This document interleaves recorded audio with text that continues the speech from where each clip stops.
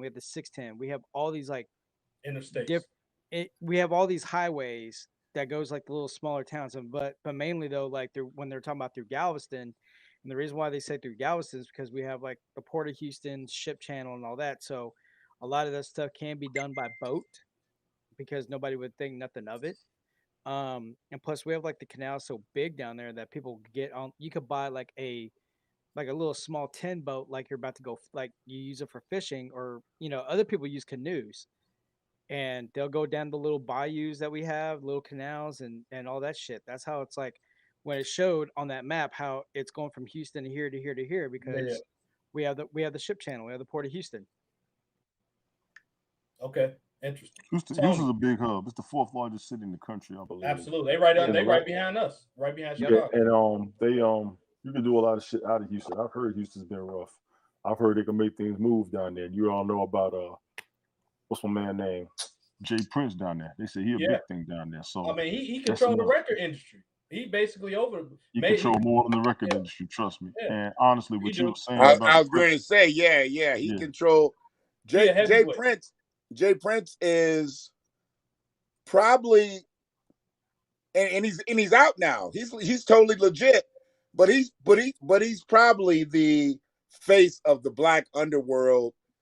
A face. I give him A face, not Contemporarily, D yeah. face, but I'll give him A Who face. would be bigger? Because I don't know much That's about what we Houston, don't so know. maybe I was about to put my foot in my mouth. But No, for you won't. 30 years, I mean, 30 years running, Jay Prince's name, was it. I've It was just been the hearing most about him obvious- for the past 10 years, but I heard he's a big name. He's Yeah. a big deal. And he I'll got put to three be. names out there. Hold on, real quick, y'all. I'll put 3 names out there that's the top over the black community. 3 people for a lot of different reasons. You got to put Jay-Z up there. Jay-Z, Louis Farrakhan, and there's a third one that's slipping me right now. Jay-Z, Louis Farrakhan, and the third one kind of slipped me, but you got to put Master them P. up.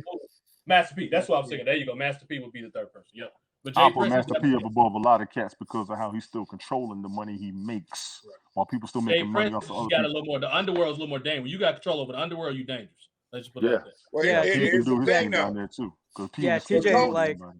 TJ, when you were down and we were trying to find that Booker T, when I said we like the Booker T wrestling school. Yeah, Remember how you Galveston, said, yeah, no, that neighborhood we drove around. You like, man, I don't know about this neighborhood. right? I said, Sketchy. oh, it's just Fifth Ward, no big deal. And then you're like, what?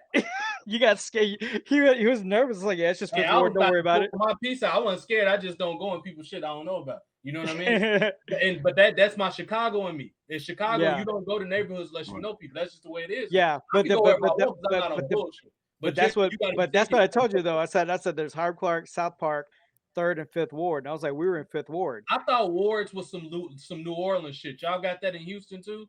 Yeah. I thought They got that in was Houston some too, yeah. Louisiana shit. Okay. They got Slim Paris. Thug and them would talk about it. Yeah, Slim Thug and them was always talking about that shit back in the early 2000s. They got wars down there too. True. Now, That Arsenio Hall song, Tony, I we the can't only stand person. James.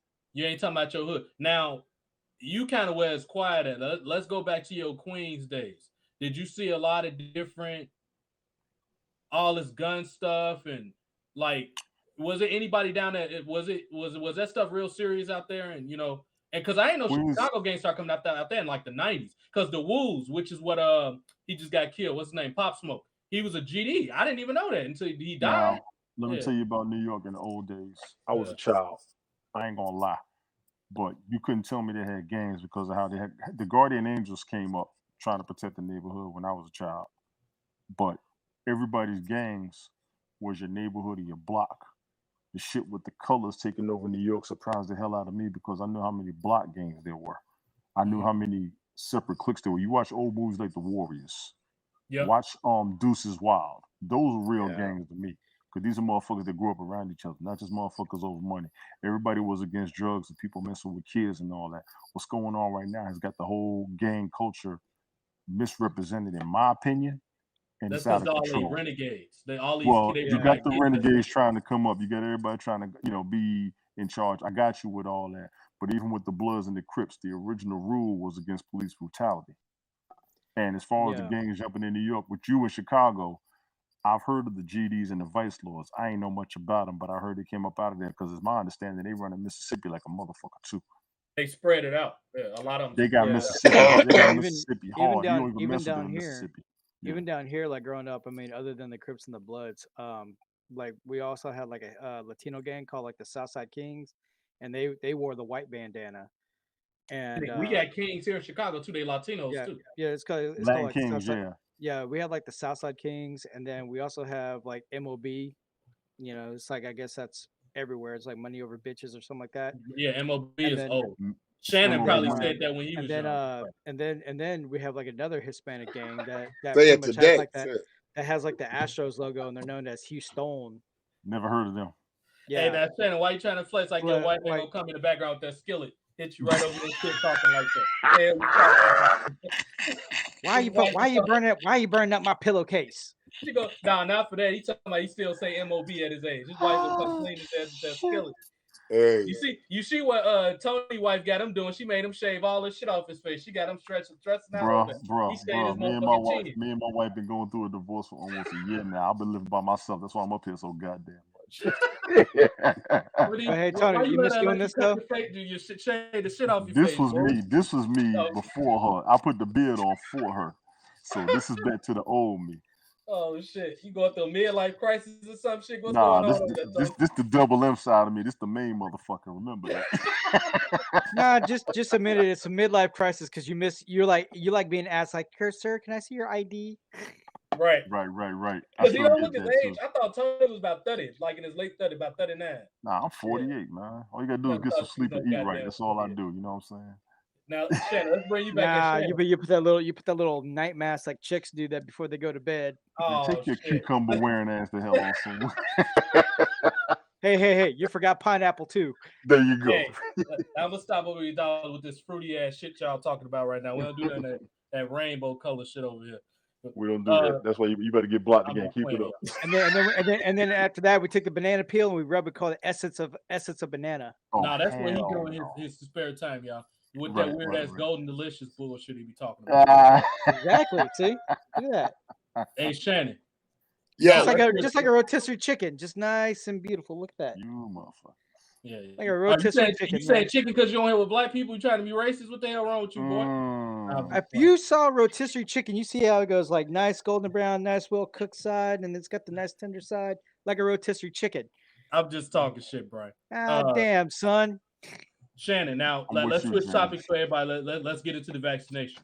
Shannon, what's it like out there in Michigan or Ann Arbor with this vaccination shit? I'm gonna say it in short. I'm not taking it. I don't care what form it's in. But what you think, Shannon? I think everybody needs to do what they feel is the right thing to do.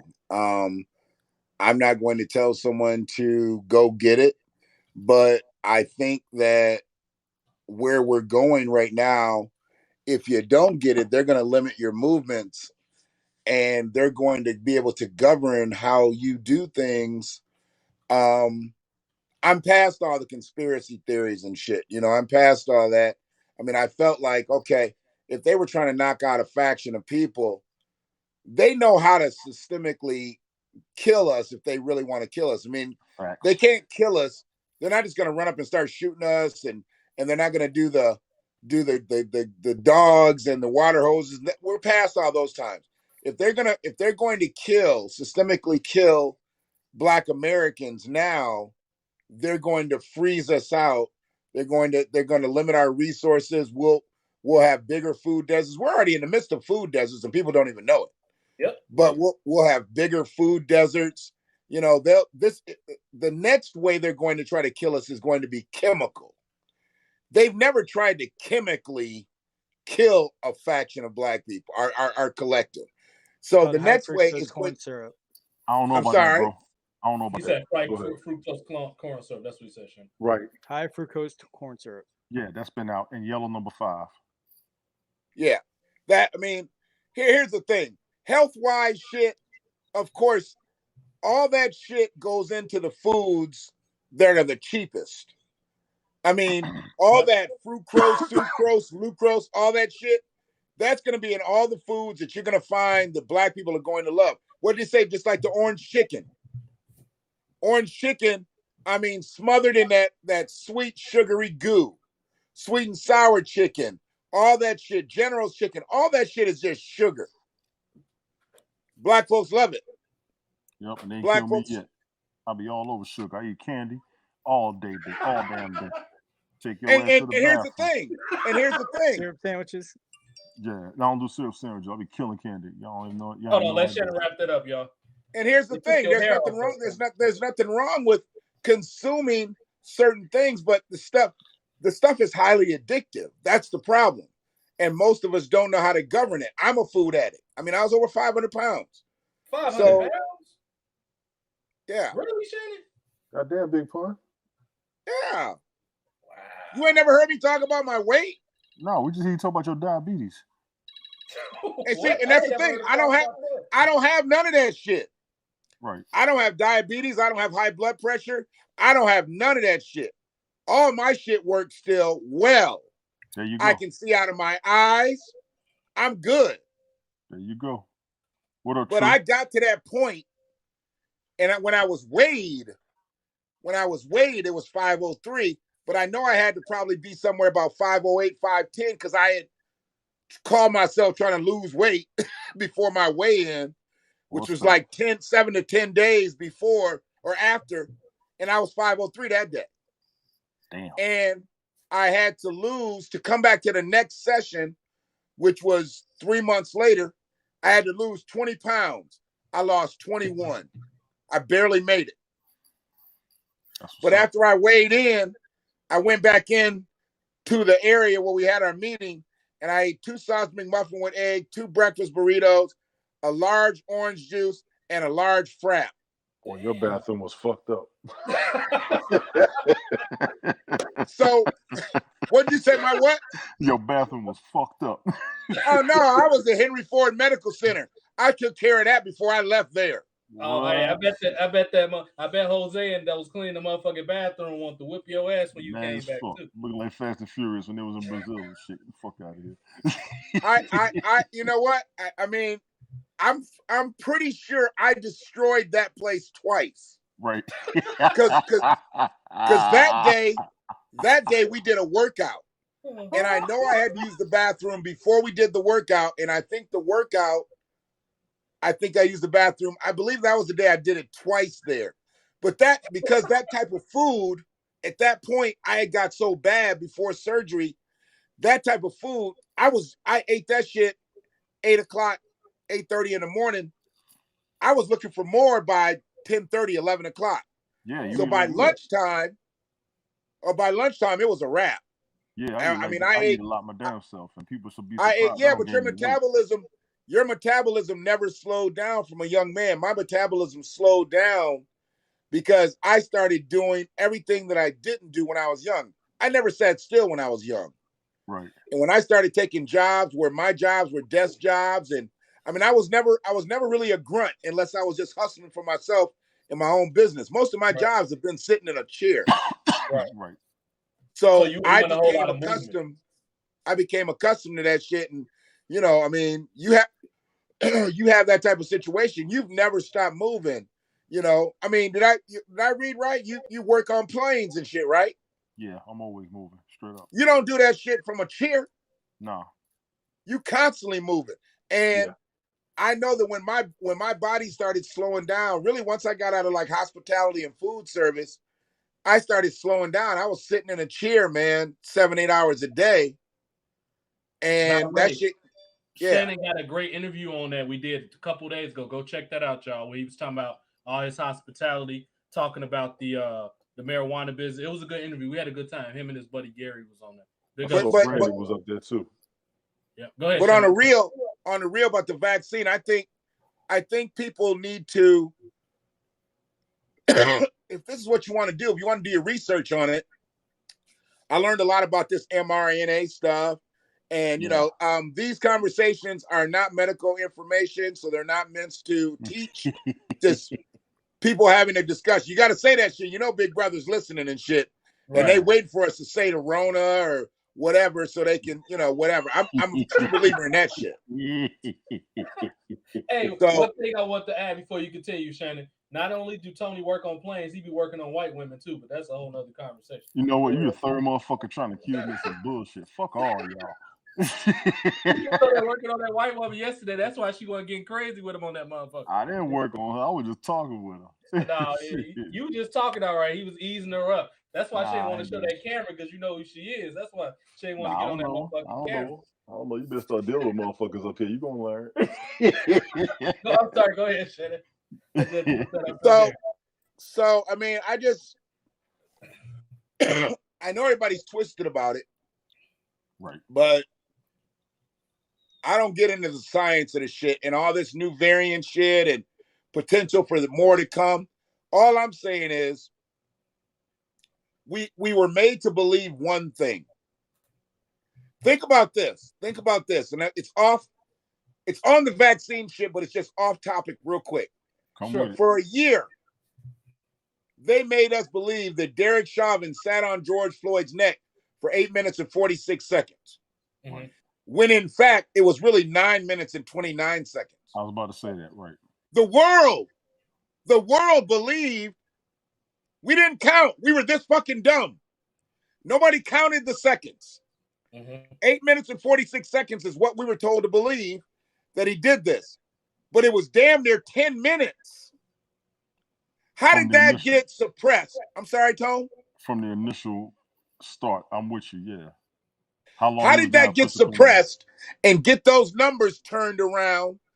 Because when you think about it, write it down. I've done it. I write. I like to write. I typed it. Look at 8 minutes and 46 seconds and look at 9 minutes and 29 seconds. Okay. It looks Okay. totally different. It's less than a minute apart, but it looks the image of it. It's just like saying $10 and saying $9.99. Oh, I see what you're saying. Okay, because you had lost me for a minute. I caught you though. I got you. Theater of mind is what they built up. 8 minutes and 46 seconds was no miscalculation.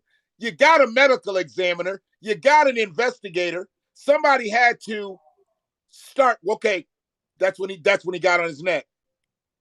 That's when he got off. Somebody did that shit day one. How the fuck did we miscalculate to get to 8:46? But when it was really time to go to his trial and all that shit, it turned out to be 9:29.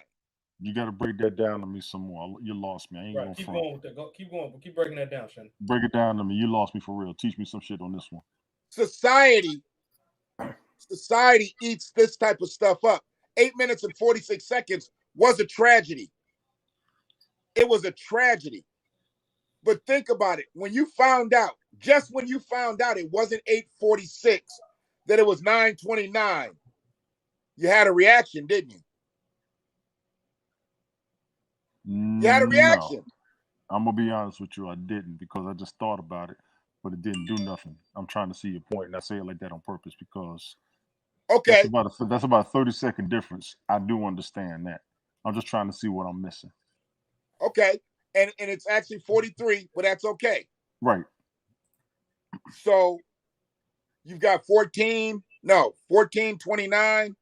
43. So the difference is the look of it, the clock, 8:46, 8 minutes and 46 seconds. Mm-hmm. Then you got 9:29. That's damn near 10 minutes. You look at 9:29, you're thinking closer to 10 minutes. Right. But when you look Right, at 8:46, huh? No, I get what you're saying when you're saying that. I got you. When you think about 8:46, it's closer, it's downward. Now let me ask you this, Shannon, because I think I get what you're saying now. Let me ask you this. Is it any type of, and let's take this back to the thing where y'all from, Tony, New York, with the choke out. I didn't know the chokehold was illegal in the New York police department for a while. I didn't know that. Now, is it any type of legal stuff with that type of way where they changed the charge for the officer, Shannon, with the 8:46 versus 10 minutes? It's terminology. It's terminology. I got that.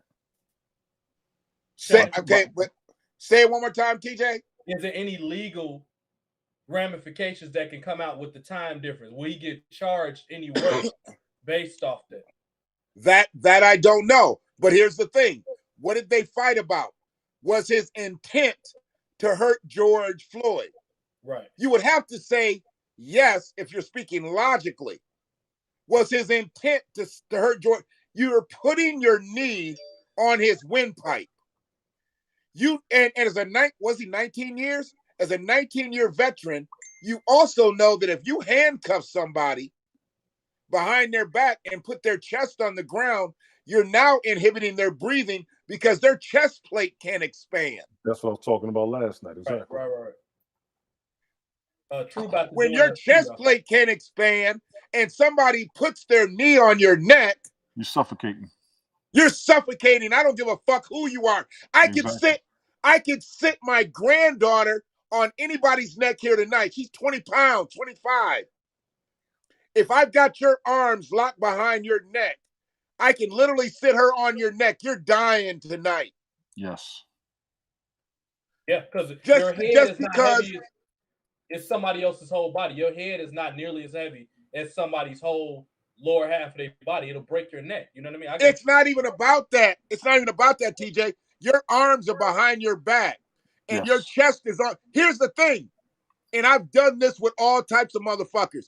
If George Floyd was on a trampoline, he lives because a trampoline will give. It's flexible. I got you. Flexible, yes. Yeah. He lives. He might be brain dead, but he lives. Right. But if your arms are locked behind your back and your chest can't expand on that concrete, that's why he was secreting fluids out of his fucking body. They never said that, right? They never spoke on that. That shit was going. I mean, you're going to urinate. What happened when your big brother, maybe your big sister, held you down and tickled you too long? You just pissed on yourself. Yeah, that's true. Yeah, I got you. And they had his legs down, his mid part of his body was down, and this guy is on his neck. They fought about intent. Was his intent to hurt him? They were crushing him. They were crushing him. They was crushing him. There ain't nothing to talk about. Fuck intent. They was crushing And him. that's why I didn't understand first to third degree. Okay, you got upgraded to second degree. Bitch, that's premeditated murder. Right. By training. 19 years and you didn't know what you're doing is going to kill this man? I ain't falling for that shit. Improper training. And not only improper training, it's the difference when you do that to a black person versus everybody else. It would have been a different narrative if you would have did that to a non-black person. I guarantee. We went through that whole trial. And we didn't hear from the lady who employed both of them motherfuckers at the nightclub. Remember the lady? I think they did. She didn't talk. She didn't take the stand. She didn't take the stand in the trial. It was just in all that deposition shit she did before. None of that was brought into the actual trial. Okay. And they said several times Derek Chauvin and George Floyd had beef. Yes, they did. Because Chauvin was a fucking Nazi. George was real laid back. And they always worked on the ethnic nights. And everybody loved George, but they hated Derek. Information man was all over that trial. He would be awesome for this part of the conversation. If you want to come up, I'll bring him up.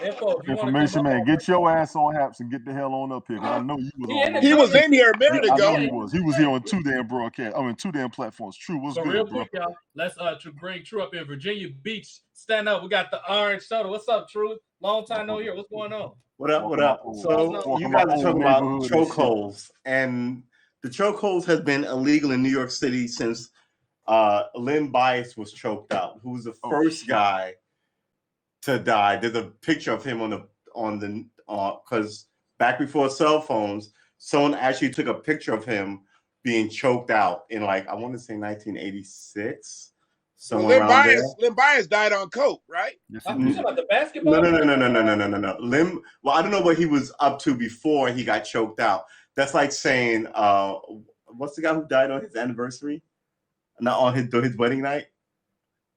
Who? That he was drinking. Len Bias died on his draft night, I thought. Yeah, he dropped dead on the court, I think. He dropped dead on the court. No, he dropped dead in the motherfucking room. No, I'm sorry. Not Len Bias, the basketball player who was out of Georgetown. Maryland. Okay, but not the athlete. There was a young man. I don't know why Len Bias is in my head.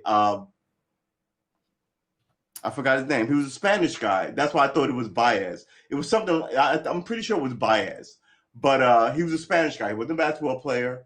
He was just a neighborhood dude.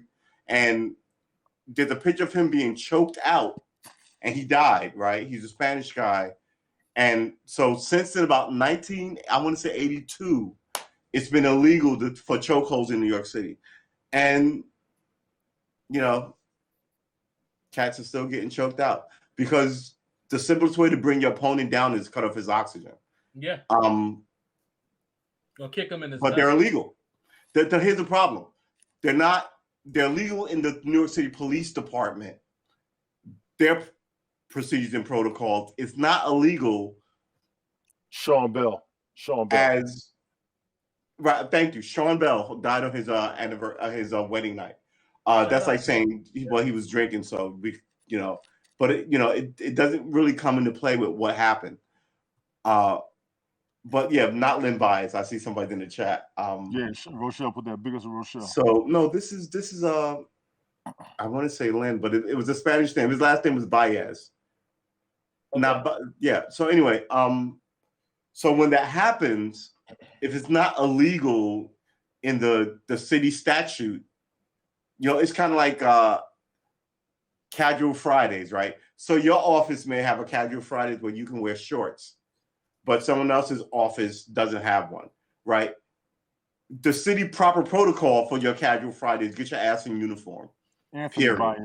You know what I'm saying? So you get this kind of like, well, we don't want them to do that, and then he does that, and then he does this horrible thing, and he kills somebody, but it's not illegal. And then you end up with what we call department trials, where 3 senior cops look at what you did and decide, and no one is ever really fired unless it's really bad. So they finally fired the guy, Petruccio or something like that, with the. Wow, I'm sorry. I've been up since like 5, so my memory is shot. I already had a show. But they choked him out for cigarettes.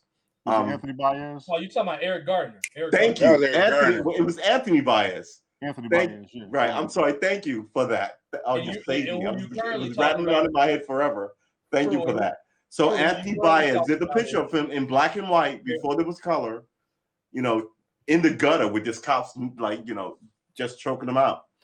And I mean, it's just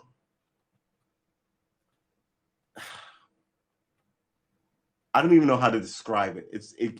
At this point, it gets to be 1,000 too many. You know what I mean? Yeah. Oh yeah, we already there with that one. Okay, I wasn't sure if you heard. Okay, cool. Yeah. Eric Garner down there. Thank you. I'm sorry. Yeah, Eric Garner. So this was illegal 20 years before Eric Garner died. And correct me if I'm wrong, we got 2 New Yorkers on here, Tony and True. Right. That's something heavily used in Staten Island, correct? Which is in a heavy Italian city, right? Now, True would know more than me about that. Well, I mean, there's New York, Staten Island is heavily Republican. It's a lot of cops and firemen, just like Long Island cops and firemen. That's why all the I mean, I hate to say it, but I've had family on Staten Island, but I haven't gone there a lot. I've been to all the boroughs. We don't go to I think I've been there my whole life of living as a native New Yorker, left New York in my 40s. I think I've been to Staten Island like 3 or 4 times. Right. And you go to see family, you leave. 2 of those times were for cop funerals. Yeah, but I'm normally in the Bronx where the party's at, in Brooklyn, in Manhattan. BX stand up. What? I'm sorry. What nationality are you? I tuned out. I'm sorry. He's from Queens, Shannon. Yeah, I'm from Brooklyn. I was born in Brooklyn, raised in Queens. Okay, gotcha. So you're Caucasian. I'm just saying. No, you can't see him. You can't see him. No, True black. He a black dude. Screen, motherfucker. I can't see. My your phone froze again. Oh, his phone froze again. Yeah. Black. Yeah, he's a black guy. Yeah. True black. Yeah. His phone froze up, man. We go. So yeah, I mean, he went. But this is what it is, man. You can't. How do I say this without offending anybody? We do a lot of talking about bad shit, and all we ever get to do is talking, right? In the old days, civil rights with black people was, we don't want to be around what you want us to be around. We want to do our own thing, and we want you to fucking do something about these lynchings and stop killing us, right? And now it's it's wanting everybody else to like sort of hang out, and they really want you to vote for Democrats. but and you know, what's his name just gave us a holiday that nobody asked for. It's just kind of like stuff that we didn't ask for, and the shit that we do want is not happening. So now, since the 80s, this is my philosophy on why it's gone. No one taught their kids the primal principles of the civil rights movement going back to like the 1800s, right? Now it's about getting that money and getting out the hood as you write songs about the hood, right? You don't stay there, you get out. It's this idea of I will sell you out for cash and you will applaud me for it. You know what I mean? The Black family had one of the strongest families. Like, we were downtrodden, but family stayed married, and now gone, shot. Right? It was slowly sort of taken over. Look at Barack Obama. Barack Obama had a balling ass party. He's a what is he? What is he? A community organizer? When was the last time you fucking saw him? They'll kill 100 black kids, like, and he won't say a fucking thing until people are climbing the gates. You know what I mean? So you get into a place where people just don't really feel like the people who are claiming to be like, oh, we know how to fix this, vote for us, do this for us, give us money, are serious anymore. It's like the church, right? The church is like, oh, you need religion. But people are like, we have fucking faith in you. You fuck the kids. Yeah, I'm not going to be going to your church anymore. And they can't, they don't know why. Right. You know what I'm saying? It's like, you don't want to guilt you into, well, you need to, and no one trusts it. And it's also goes to this virus thing. If people had a little more faith and trust in this environment, cats will be happy to take, but especially black people, somebody was like, oh man, you are not taking, I waited a year and a half. I was like, Tuskegee, bitch. No disrespect. I'm like, yo, why should I trust? What? How dare you come at me with this snotty attitude that I should trust something when I know the history of the place? Get away from me before I smack this. You know what I'm saying? It's just kind of like, but when you go, well, this is my concern, they ridicule you for it. So they don't want to hear what you have to say. They just want you in line, right? They love Black Girl Magic until Nina Turner shows up in Ohio, and then what happened? You know what I'm saying? Yeah, I mean, she was a little too black for Joe Biden. And like the whole Democratic structure who's going to come to you in a year and a half and ask you for your vote. Right? My whole position is, when I do politics, I stopped doing political shows because one, I run at the mouth like this. But two, I'm always like, this is the problem. How do we fix it? This is the problem. How do we fix it? How do we fix it? And no one does that. People just talk about the problem. So I'm like, if I can get 5 guys, 2 guys, a guy and a half, a guy with 1 eye, half a leg, and 3 fingers, who's committed to this shit, we're gonna do something. I don't know what it is, a hot dog stand or a fucking university. As long as you're committed to fucking something. And cats don't want to be committed to shit. They just want to be. I agree with you. I'm the same. I'm very action driven. Yeah, you got to be action driven, and you got to be discernible enough to know when some cats is not action driven and they're not for real. And you also have to know when cats are in your hood who are not good for the movement that you're making. That's true. You got. We want 100 people. Well, yeah, we want 100 of the right people. Right. So yeah, we could get 100 people in a month, but maybe we should take a year and a half to get the 100 people that we're looking for. Now, true. Let me ask you this.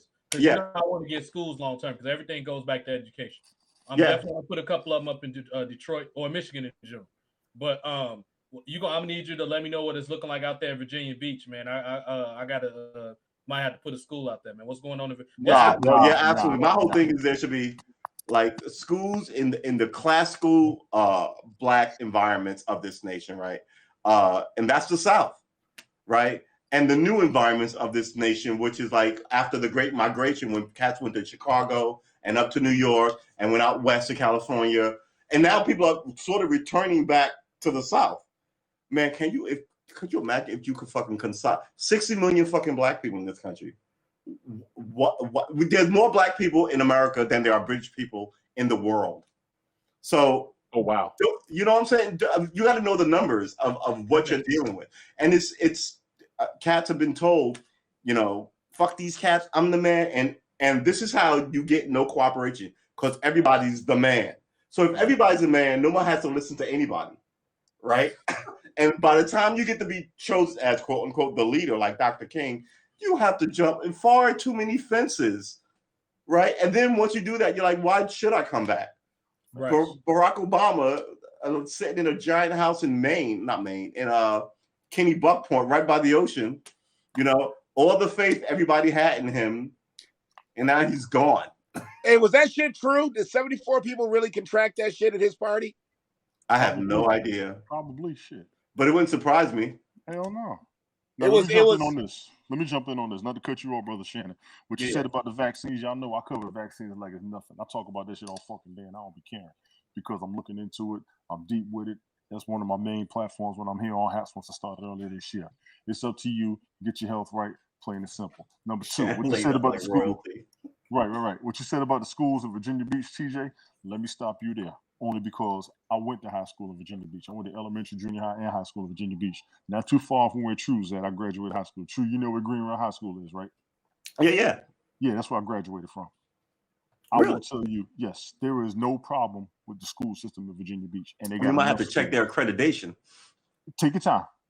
Mine gonna be private. Mine gonna be private though. I don't know where you're going. I'm gonna be honest with you. I don't know where you're going to build it because when I graduated, there was only 7 high schools. Now they got about 15 up that motherfucker. Right. Straight up. And there's a bunch of elementary and junior highs. You want to try to do the private thing? But here's the thing. Cool. Hold on, True. Let me get it. Hang on. I don't know where you're going to put it. I'm not going to say you can't build it, but there's a ton of space down here. There's a ton of space, out there by Sandbridge and Pungo and them. But in the main city, nah. This what I'm gonna need, and I'm gonna bring True because I know he wants to say this. This what I'm gonna need, Tony. Yes. That's what I'm gonna need y'all, because y'all from out there. I'm from Chicago. I need y'all to, when I go down there, if I gotta put it with the white area, I'm gonna need the black people to protect me, because you know when you put shit in white neighborhoods, they gonna get the motherfucking planes from Tulsa and try to bomb my shit. Now I gotta shoot white folks. But we got guns, we ain't got planes. You just answered your own question. We got guns, they got planes. You just answered your own question. Hey, that's what we're gonna have. Hey, real talk. Guess what we're gonna have at my school though? I'm gonna take what that motherfucking punk motherfucker Umar Johnson was talking about, because I know I used to work with Umar Johnson or work with him. I didn't work for him. I worked with another guy that got an African Center school here. He wasn't no different than Umar Johnson. I was a key holder to a school. His name is Marcus Klein. If you want to look him up, look him up. He's the only African Center school director in Chicago. His name Mark. I used to work for him. But I'm gonna do what Umar was talking, because he got a good plan. What Umar's talking about is the shit we need in the black community. Yes, he did. What's his name? Started. What is he talking about? Matter of fact, I'm about to say straight up African American schools. Yeah, he's going hard. Hold on. So, in his birthday today, this guy we don't give enough credit in the black community, Marcus Garvey, who was the first black person that's documented that owned a fucking boat. How many black people? Do you know how much commerce comes to this country on a boat? Why don't we own boats? Why is it not black people? But go ahead, it's true. But Marcus Garvey wasn't in commerce. He wasn't. I was about to say trafficking, which is he wasn't trying to. So he wasn't in customs transporting. He was telling people to leave America. I'm absolutely against that. You worked here for 300 years. Why leave now? No, I give you that, True. I agree. He shouldn't have asked everybody. I agree with you on that. But what he was doing is something that us as black folks should. How is it not black? More yeah. Look, listen. I don't want to take up time because I can run on this for days. But like I said, the original thing was black people had universities and colleges and trade schools and banks and shit. And then it was burned down, like one in Florida and one in Oklahoma, right? They burnt them down. Greenwood and what was the one in Florida? Rosewood and Rosewood. Green. There were 2 of them. But the idea that we were just hanging out going, yes, man, I don't want to work. It's sort of fucking ridiculous. And then it's all you hear till people buy into this narrative that was never true. And now the narrative is, let us save you. And that's just 300 years of this, man. And I tell people, don't get caught up in the hate. You should get caught up in the building, because you are where you are with the kickoff, because all these white people spoke for us when no one would listen, right? Or the Quakers, essentially, in the 1700s said, this is bullshit, right? You claim to be Christians, but you treat this is, so you get into this. More people were like, I'd rather have free fucking labor. Right? But there were some people who started this small little group called abolitionists who helped, who knew how to read and how to write, and the ways up north, and they sort of put you into this. And so know who your allies are is always a thing, because I see a lot of Black people working against Black people, and I'm pretty sure that there's some people who don't care and some people who care and would like to help. But you kill off all of this if you take the narrative of it's only us and then it's only me. And then when we're all together, I'm the man, no, I'm the man, and then nothing ever gets done. And then people just kind of go, why did I waste my time with it? And then slowly go away again, Just right? away And it'll from take it. another Agreed. 25 years to build shit up. Real quick. Hold on, sorry. Let me add two things to what True just said. A little bit of quick music trivia, because True play music, I love music, Tony like music. That song by the Gap Band, Charlie Wilson, You Dropped the Bomb on Me, that was about them dropping the bombs on Tulsa. And the reason they call it Gap Band, and a lot of people think I don't know old music. I know music in general. Stop Come trying on, to True. Come on, True. Don't you do that. music. You know this. The Gap Band, it stands for Greenwood, Apple, and Pine, which is all the streets that Black Wall Street was on in Tulsa. That's what that song. You dropped the bomb on me. That's what they was talking about. They originally from there. They from there. They are from there. There you go. You just picked up something. But you have to emulate, and then if you are successful, you have to come back, right? And no one ever does. They move into like the Hollywood Hills or this famous thing. They go to these, but there's no. We used to have a presence before we became tools for like the Democratic Party. Started. But it's about to be another hour.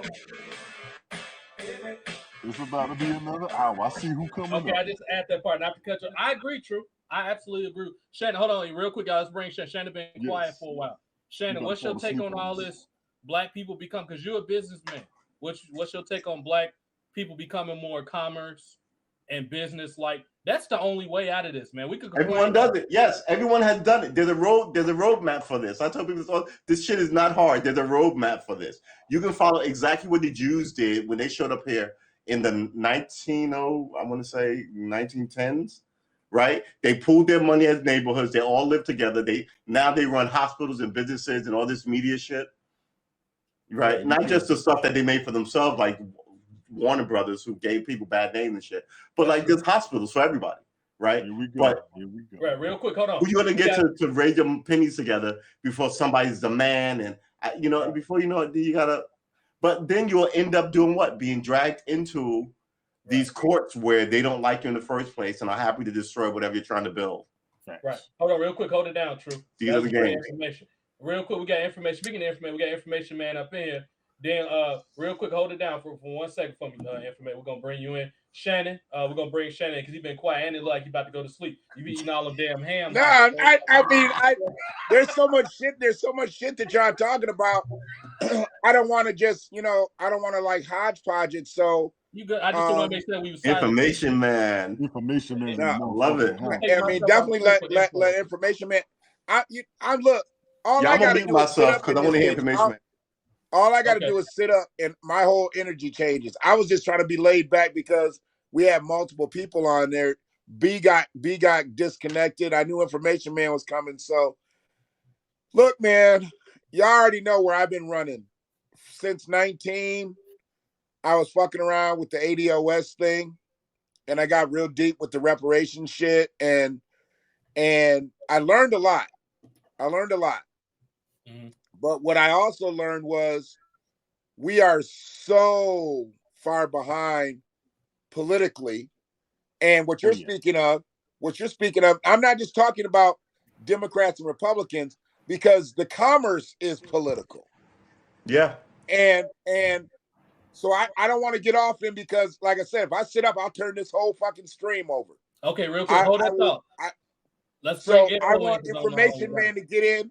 I want y'all to get going, and when you want some shit to be specific, that's when you want me, because right now I could get all into that bullshit, and we're just not disciplined, and that's strategic too. Yes. Somebody, I think True said it, when they start talking about, they say, "Oh, we'll help you." We don't need no more motherfucking help. That's true. We don't need no more. We don't need no more fucking help. Repair what the fuck you've done, and let's move on. That's All right, facts. let's bring info. Info, what's causing all this, man? Information, man, from California, right? You from Cali, right? Info. Hey, what's going on, everybody? Peace to you. What's up, man? Peace to you. What's up, Peace. I wanted to touch on and everybody out here. Much respect to everybody on the panel here. Great panel, you guys. I've been listening to y'all since I was in the car driving from the JOB, but I finally made it in. I wanted to say this as it relates to Marcus Garvey. You know, as much as Marcus Garvey ran one of the biggest, if not the biggest Black organization, I have my reservations about Marcus Garvey when you do deeper research on him. Y'all not gonna like what I had to say. I think Marcus Garvey, Marcus Garvey was an agent for the Catholic Church. He came and then he was pushing. He was trying to ask Black people in America to leave, to go back to Africa, to a place that he's never been to himself. That make sense. That makes no damn sense. If you go back and you look at his history, he has a history in Catholicism. There's pictures of him wearing various religious clothing, and there's and him having connections to the Vatican. So this whole thing, look, Black people in America, we have a vibration to this land, a lineage to this land, despite the horrible history. Right. Ask yourself, why would there be so much energy and trying to get one man or many people to get us to leave this place, to go to a place that many of us at that time, and even today, we don't even know exactly where we're going to go. Ghana says that they'll give you citizenship, but I know for a fact that is a lot of red tape involved in that. But I'm saying back in those days, he was asking Black people to do something when many Black people were trying to figure out just this whole thing called life and trying to get our feet grounded. They founded Liberia for this purpose. Right. Yeah, but then we know, but we know that they Liberia, a little chunk of West Africa to dump us in. And right. We know that Liberia has some problems. And I'm not hating on anybody who believes in going back to the continent, but I got to put this question to everybody on the table now. Why? I'm about to sit up in this bitch. For every Black person who wants to go back, and you can ask yourself, why is it that the brothers and sisters in the continent of Africa, why are they trying to get over here in the thousands? Just a couple, was it early this year or last year? You had about 1,000 or more African brothers and sisters coming from the Western coast that were getting on boats or getting on makeshift floaters and going right into Italy, trying to get asylum in Italy at the thousands. We're talking about men, healthy men. Look, they round them up and they send them right back. What I'm saying to you is, as much as some of us would say we want to go to the continent, why is the brothers and sisters in the continent trying to get out of the continent as we're trying to go there? Amen to that. You know, real quick, I hear a lot of people trying to ask stuff. Hold on, first of all, hold it down. I'm gonna bring everybody in, but let me just add this one part because I am part African. I'm part Nigerian. I was born in the States. Right. My paternal people are from Nigeria. As far as I know, I've never been there. Maybe when I was real small, but I don't remember it, so it doesn't count. Let me say this. I agree with everything just information man just said. He has a lot of merit, and I want to hear Brother Shannon's opposition to why you don't want people to go back to Africa, because this is my thing. I'll say this. I think two things. Africa, the continent, a lot of places needs African Americans. We the richest group of Africans on this planet. Let's not pretend like we're not, because we are. They need our money and our resources and education. I'm sorry, not resources. That's a ghettos of heaven argument, though, right? Hold on, hold it down. True. They need our education and our money. We need their resources. We need to lock hands with Africa so we can be dangerous. We don't have to move over there. That's called Pan-Africanism, right? And you're right. Look, listen, Africa and all of Africa generally and Haiti are in the same boat because of the European powers, right? And they're still taking chunks of diamonds every day, every hour out of Africa, big as your fucking head, right? Gold bricks. I mean, the place is still giving up loot, and it's all owned by like several sacred families, Well, hold on. So yeah, the craziness there lets them operate freely because there's no government, there's no unity, there's no one to stop them. There's this small faction and that small faction.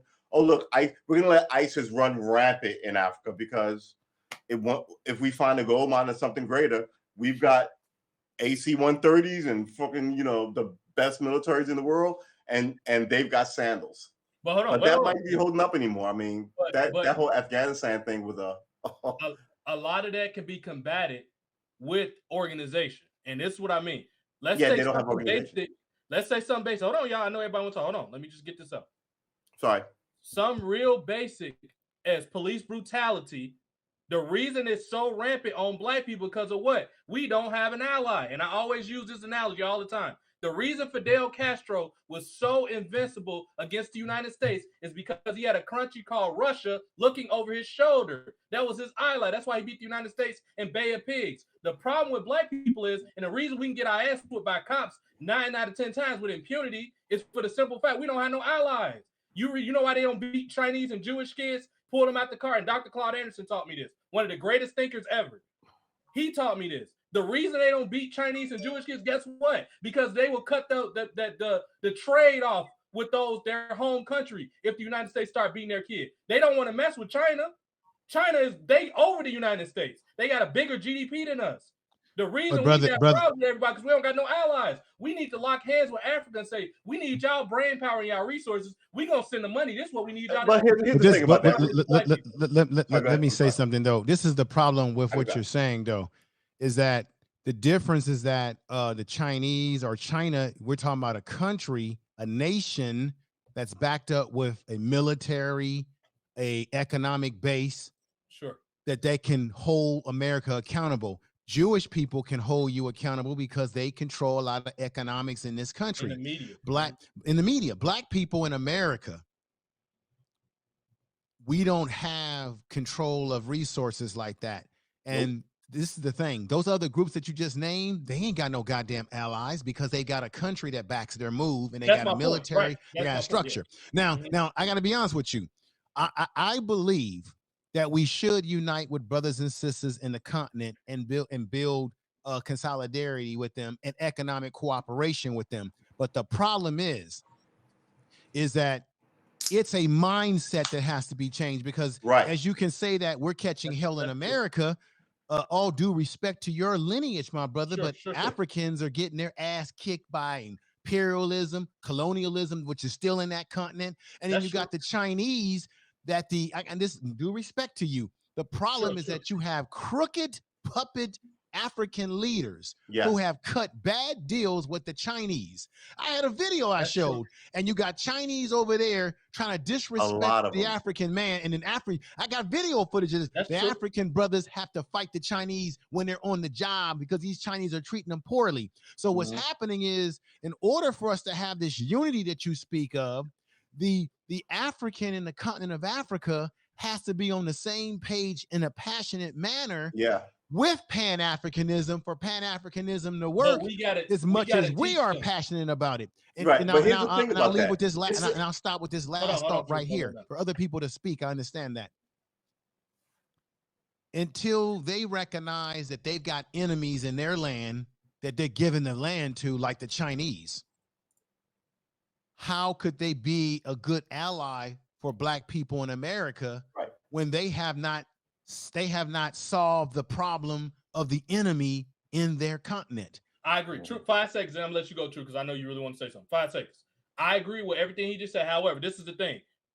It's our job, because we forget. The white people, they brought us over here, were the ones that went already here. Most of the African Americans that's active for reparations, you have to be enslaved to get that. So the people that's claiming they want reparations, you got to identify as, oh, you enslaved my people first, right? So the slaves that they brought over here, you got to keep in mind, they did Africa the same thing in the 60s.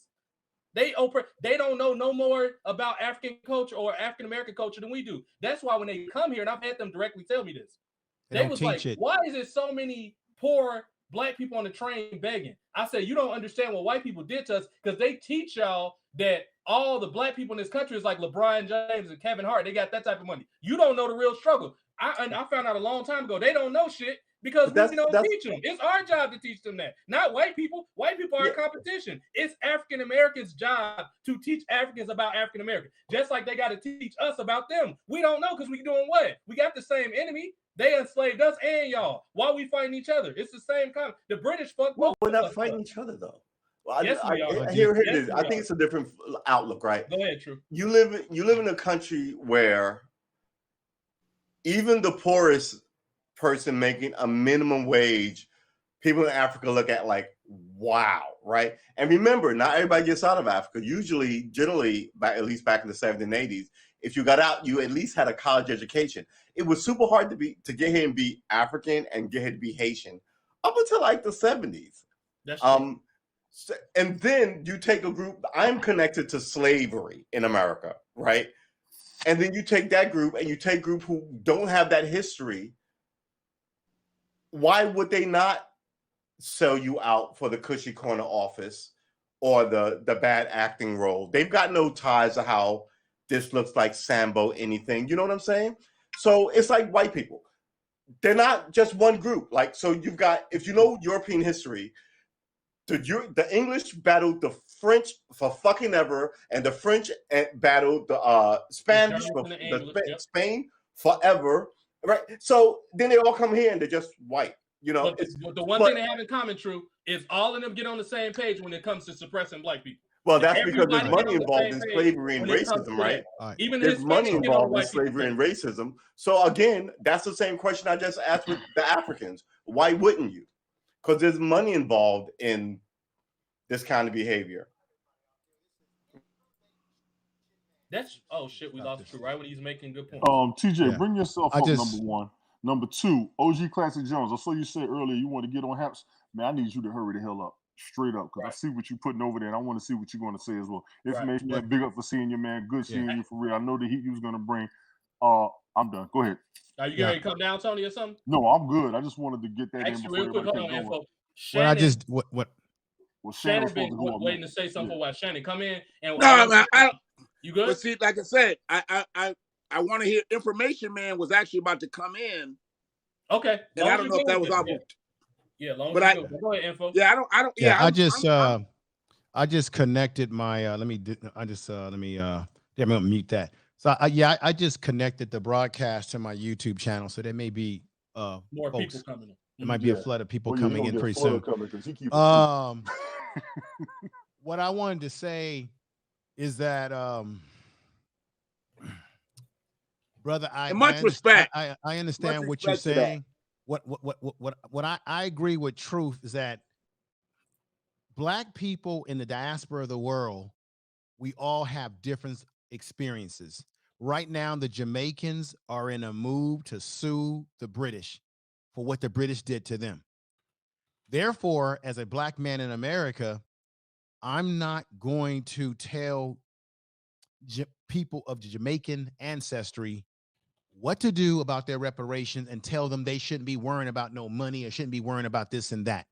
I'm not going to try to marginalize their movement.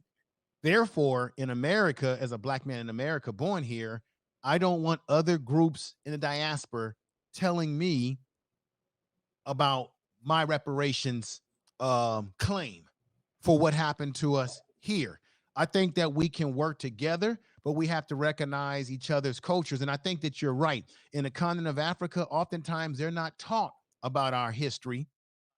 We're not taught about their history properly because they want to keep us divided and keep us ignorant. How many of you heard of Agenda? What was it, Shannon? Agenda. It was during Jimmy Carter's presidency. Was it Agenda? I know what it is. It's you're talking about something Agenda. Global 200, Global 2000, Global 2000. Well, no, it's not actually Global 2. What it was, and somebody can probably put it out there in the chat if people come in.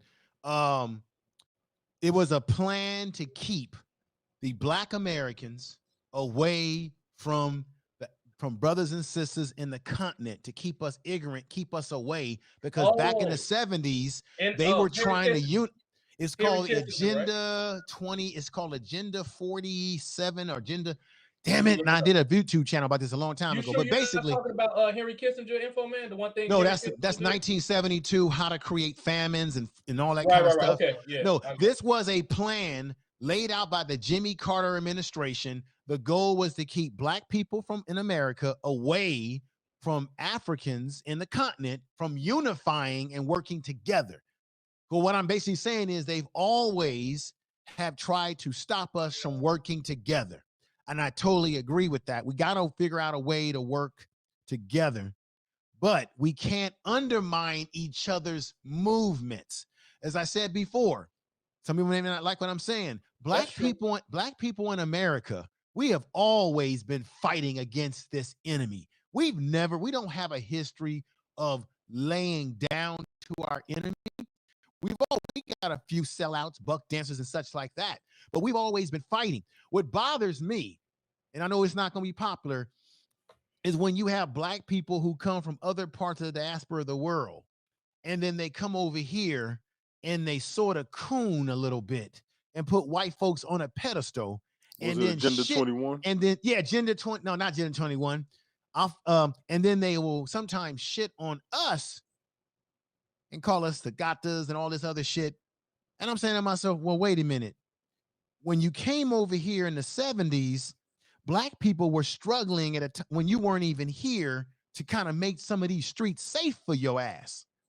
So you can't come over here and be disrespectful to us and expect that we're going to have unity. So we have to give each other respect. Yes. And we have to work together. And I think that's one of the reasons why there's been a divide, whether it be black people in America or Africans or brothers and sisters in the continent, because we sometimes don't understand each other. And then there's a divide and conquer, and we have these stereotypes. And I know when I was a kid, we got these stereotypes from looking at them goddamn Tarzan movies and all that nonsense like that. And then you had the word African booty scratcher that people used to say. And I'm not proud of any of those things that people said back in those days, but that's how the hate for one another began its origins, along with them not teaching us history about each other. So it becomes a serious problem. But I think we definitely need to do business in Africa. Not everybody's going to move there because we got problems here and they got problems there. They got a European, and now they got the Chinese over there who are trying to take resources and impregnating the women. That's a problem. So you can't really criticize us when your backyard is just as dirty. Facts. I'm going to stop right there. I know I probably made some folks mad. I understand where you're coming from because I'm hearing that more than once. I also understand what you're saying because a lot of times that I've worked with Africans, Native Africans on the job. I see a lot of them coming over here to make money, and they do want to take people back with them. There's a lot of conspiracy behind that. There's a lot of coercion, if you will, for those who have dealt with Africans that seen them. Why don't you come back home with me? Why don't you check this out? Or why don't you marry my wife and bring her over here and make a citizen and all that? I understand the conspiracy behind it. I'm not against us working with Africans, and we do have to admit Africa is being pillaged of its resources. Right. As much as we're the richest. Go ahead. Let me just make this announcement to everybody that's coming into my chat room. Peace to everybody. I'm actually on the Politi-Smoke show, which is on Haps TV. But on Haps, we're able to come onto a panel together, and we can send out the content to any of the social medias that any of us are on. So because the discussion was really getting good over here, I decided to load up this discussion, this video on Haps to the YouTube channel for those of you that are looking at me on YouTube right now. So I'm actually technically, folks, a guest on the Politi-Smoke show.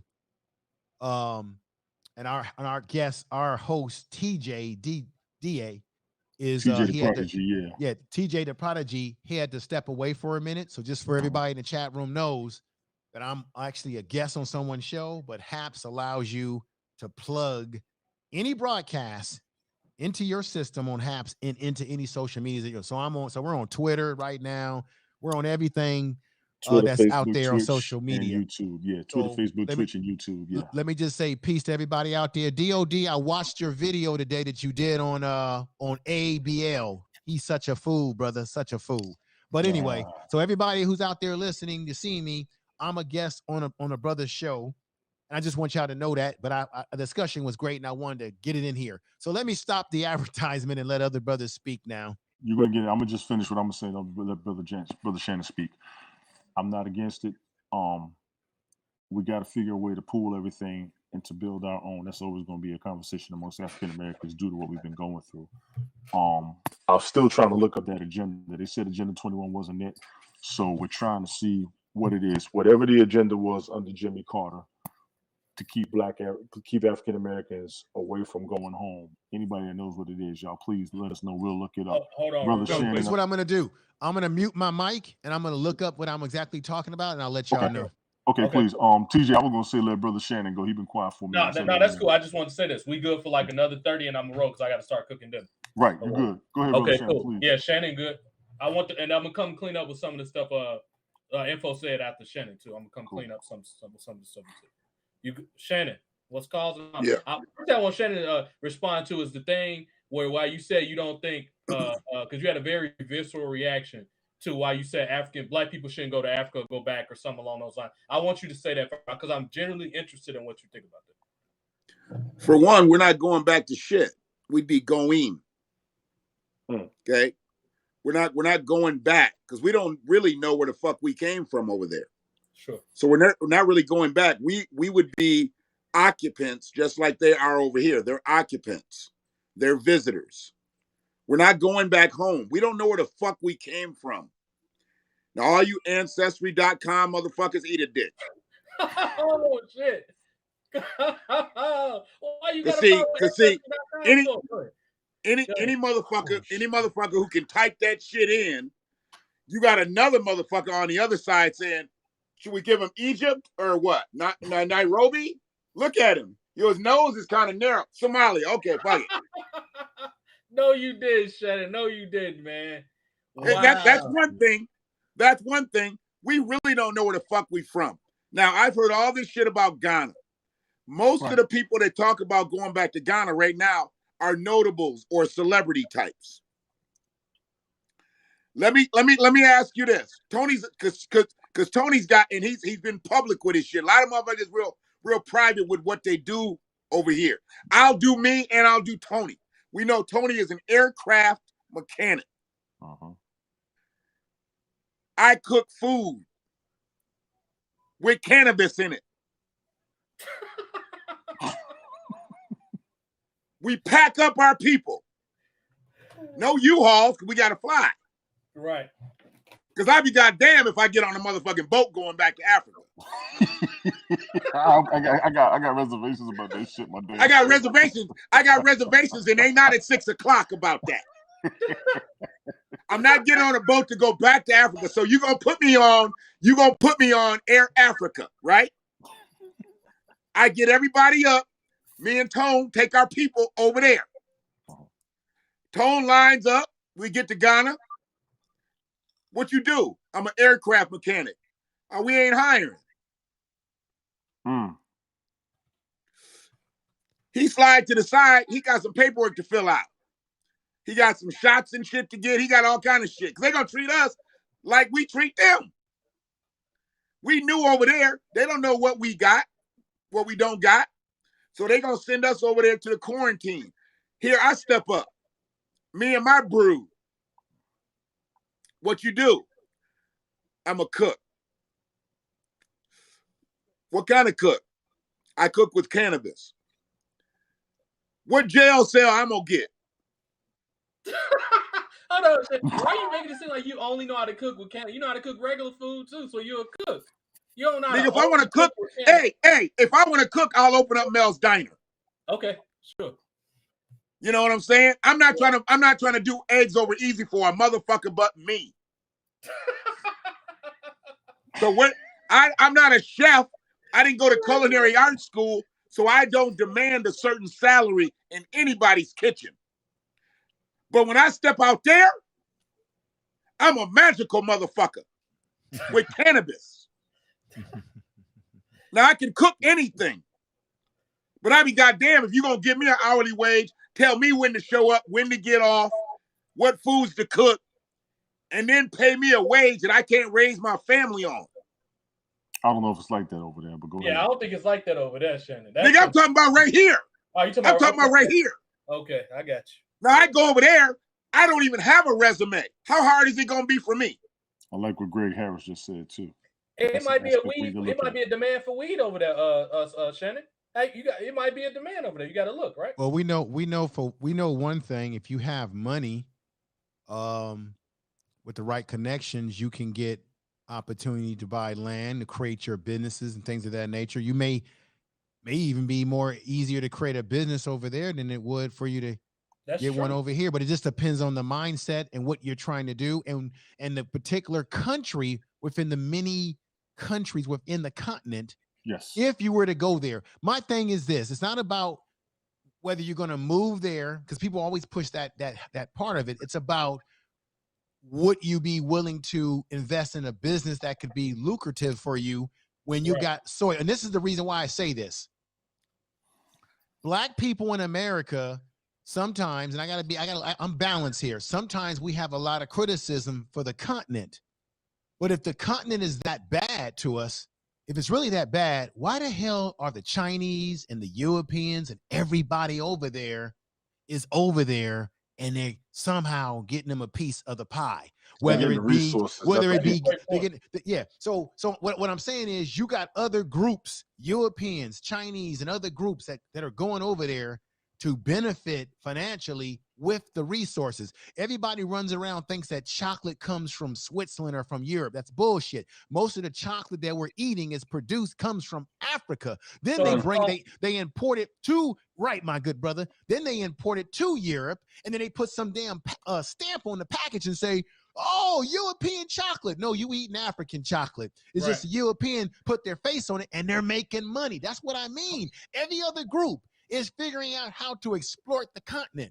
My question to Black people in America, if anybody should be benefiting in some economic way from the continent of Africa, it should be us benefiting from our legacy of if our family came from the continent. So if we say that some of us came from the continent, then it's in a way we got every right to invest and develop kingship and friendships with people there more so than the Chinese and Europeans who ain't over there to be nobody's friend. They're over there to get the resources. At least we can invest and develop kingship. Yes. You see, and there are Africans who do ask for that, who do say, yes, brothers and sisters, come over. We want to work with you. And then, of course, there are going to be some that's going to hate on us. I understand that. But I look at it in that way. Am I moving there anytime soon? No. Would I be willing to do business if I can muster up the money to do that investment with other brothers? Yes, I would be, because everybody else is making money, Brother Shannon. And Black people in America, we're actually losing out with not investing. I'm going to say this, and maybe people may not like this. Because we are dark mattered people, we come from the universe. We should be the most global people on this planet than anybody. Which we are. Because we're all over the world. We're the most, we are most populated of this world than anybody else. Anywhere in this world, you're going to find Black people somewhere on this planet. So we should be more global in our mindset. Doesn't mean you got to move there, but you should be about, why is it that Black people not making that money? Why are Chinese over there? We got Black people. We got construction companies in America. Yep. Y'all all got valid points. And I haven't disagreed with anything that you said, information, but you got to understand. Yes, sir. We might not be the strongest at this point. I don't think we are the strongest. I don't think America is the biggest swinging dick in the world anymore. China. We were at one time. They used to say that the president of the United States is the most powerful man in the world. I have a hard time believing that anymore. They don't say that shit no more. It will be China. They don't say that shit no more. Now, here's the other thing with that. So if we are Black Americans, and we were the most powerful motherfuckers in the world. So let's go back. We're speaking with specificity here. We're just speaking with Black Americans, not Black people, Black Americans. who originated over there. We're the most universal people. We're the most universally liked people in this world. Yes. Everybody loves what we do in this world. They just don't love us. Absolutely. They don't love us. They don't. Here's the thing.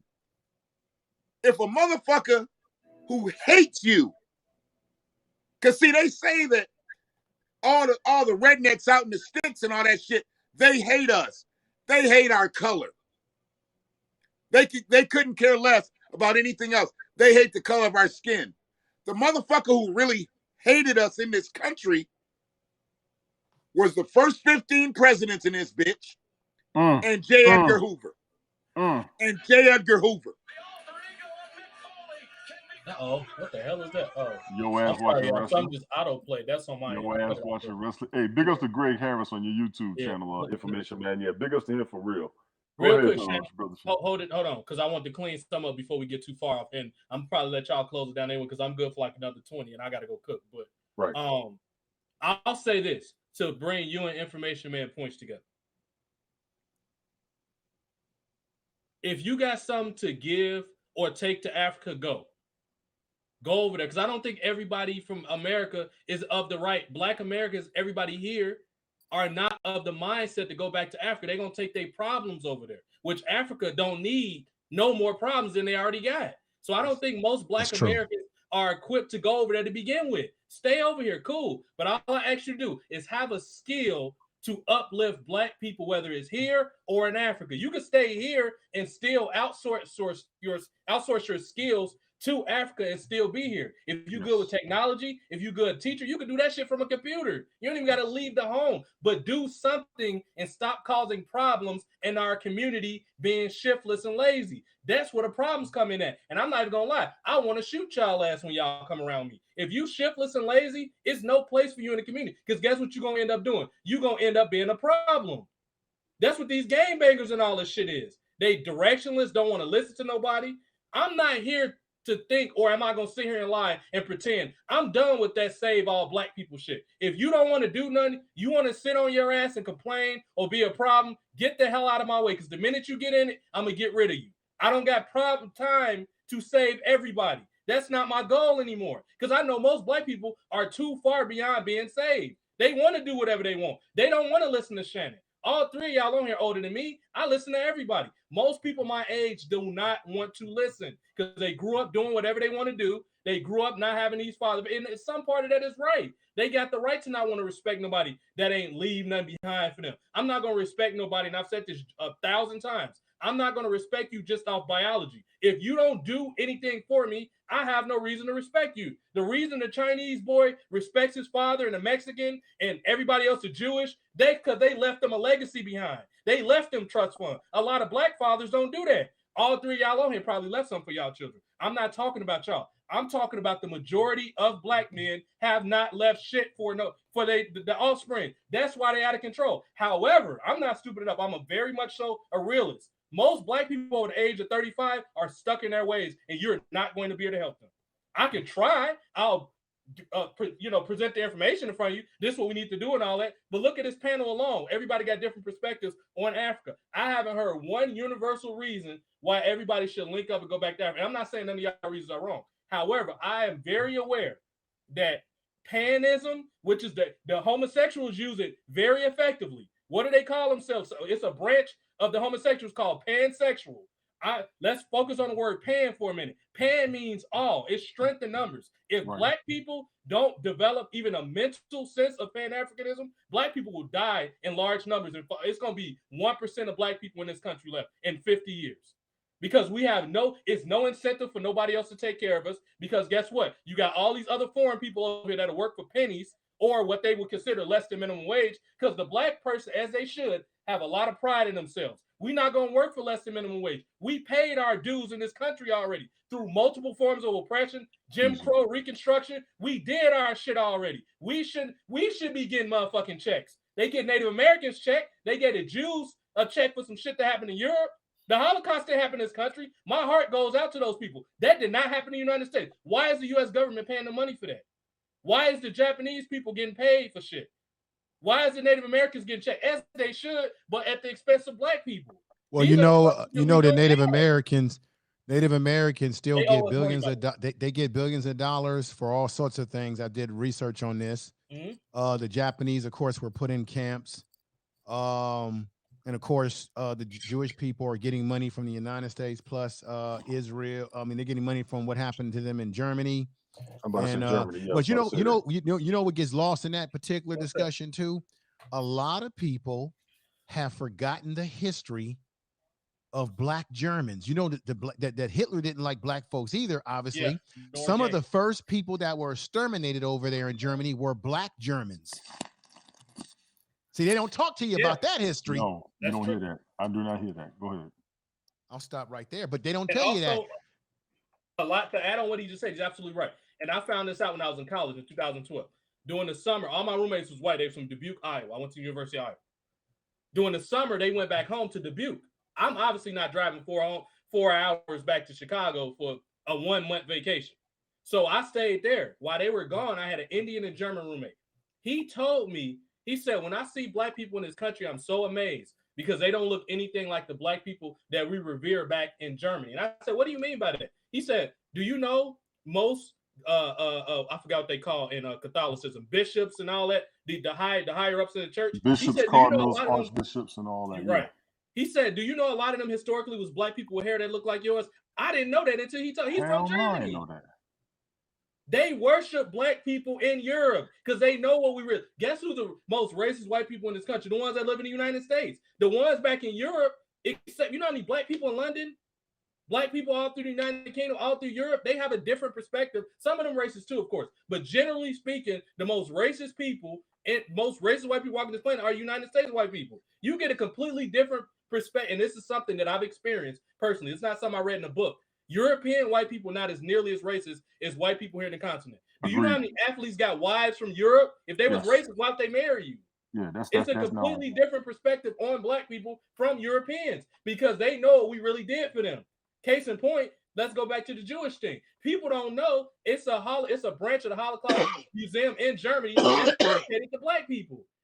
Guess why? Because it was a group of black pilots, and I don't know why they don't teach you this in the military. They were called the Great Liberators.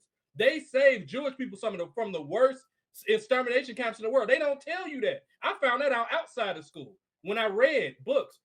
That's why if you want to teach your children what's about being black and how to really be black, you need to send them to museums. That's what a real history is, specifically in other countries. Because our museums here are political too. The Smithsonian. I was about to say the museums here, they ain't always 100% accurate. You're right.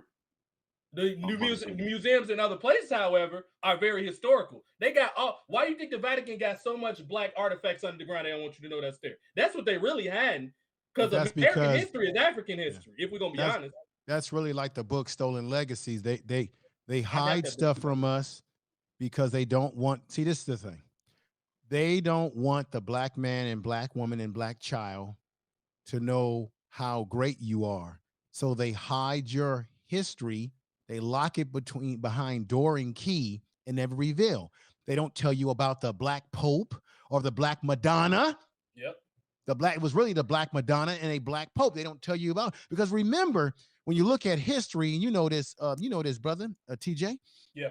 That this whole thing, the race is a social construct. Most people in the world did not identify themselves and use words like black.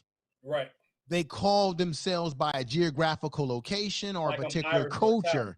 Mm-hmm. Right. Like I was looking at a video on YouTube and I was trying to load that video up here on Haps, and I couldn't do it because Haps was having problems one day. And there was this young man who's got a channel where he was interviewing this brother in Guatemala, somewhere in the Caribbean. And when he interviewed this brother was like the leader of the village. And he said, how do you think we got here? And the young man said, well, you probably got here through the slave trade. Or he said, no, we always been here. He said, my people, we are the original. They call themselves Carrot for the Caribbeans. He says, we are the original. We were here. He said, we never came from Africa. There were Africans who came here after. That's why I said earlier that black people are global. That's why I don't get into these goofy debates about, well, you know, black people weren't from Africa. We were originally native people here in North America. Yeah, but we were also native to the Caribbeans before even slavery. Yeah, so black people, we're all over the world. That's why I said we have to think about, we have to look at things from a global perspective as well as our personal perspective where we live. Because when I looked at this video, this brother talked about a language, and in the village, they're losing the language because there's not that many of them living there. He said when he first got there, it was nothing but black people. And guess who else was there?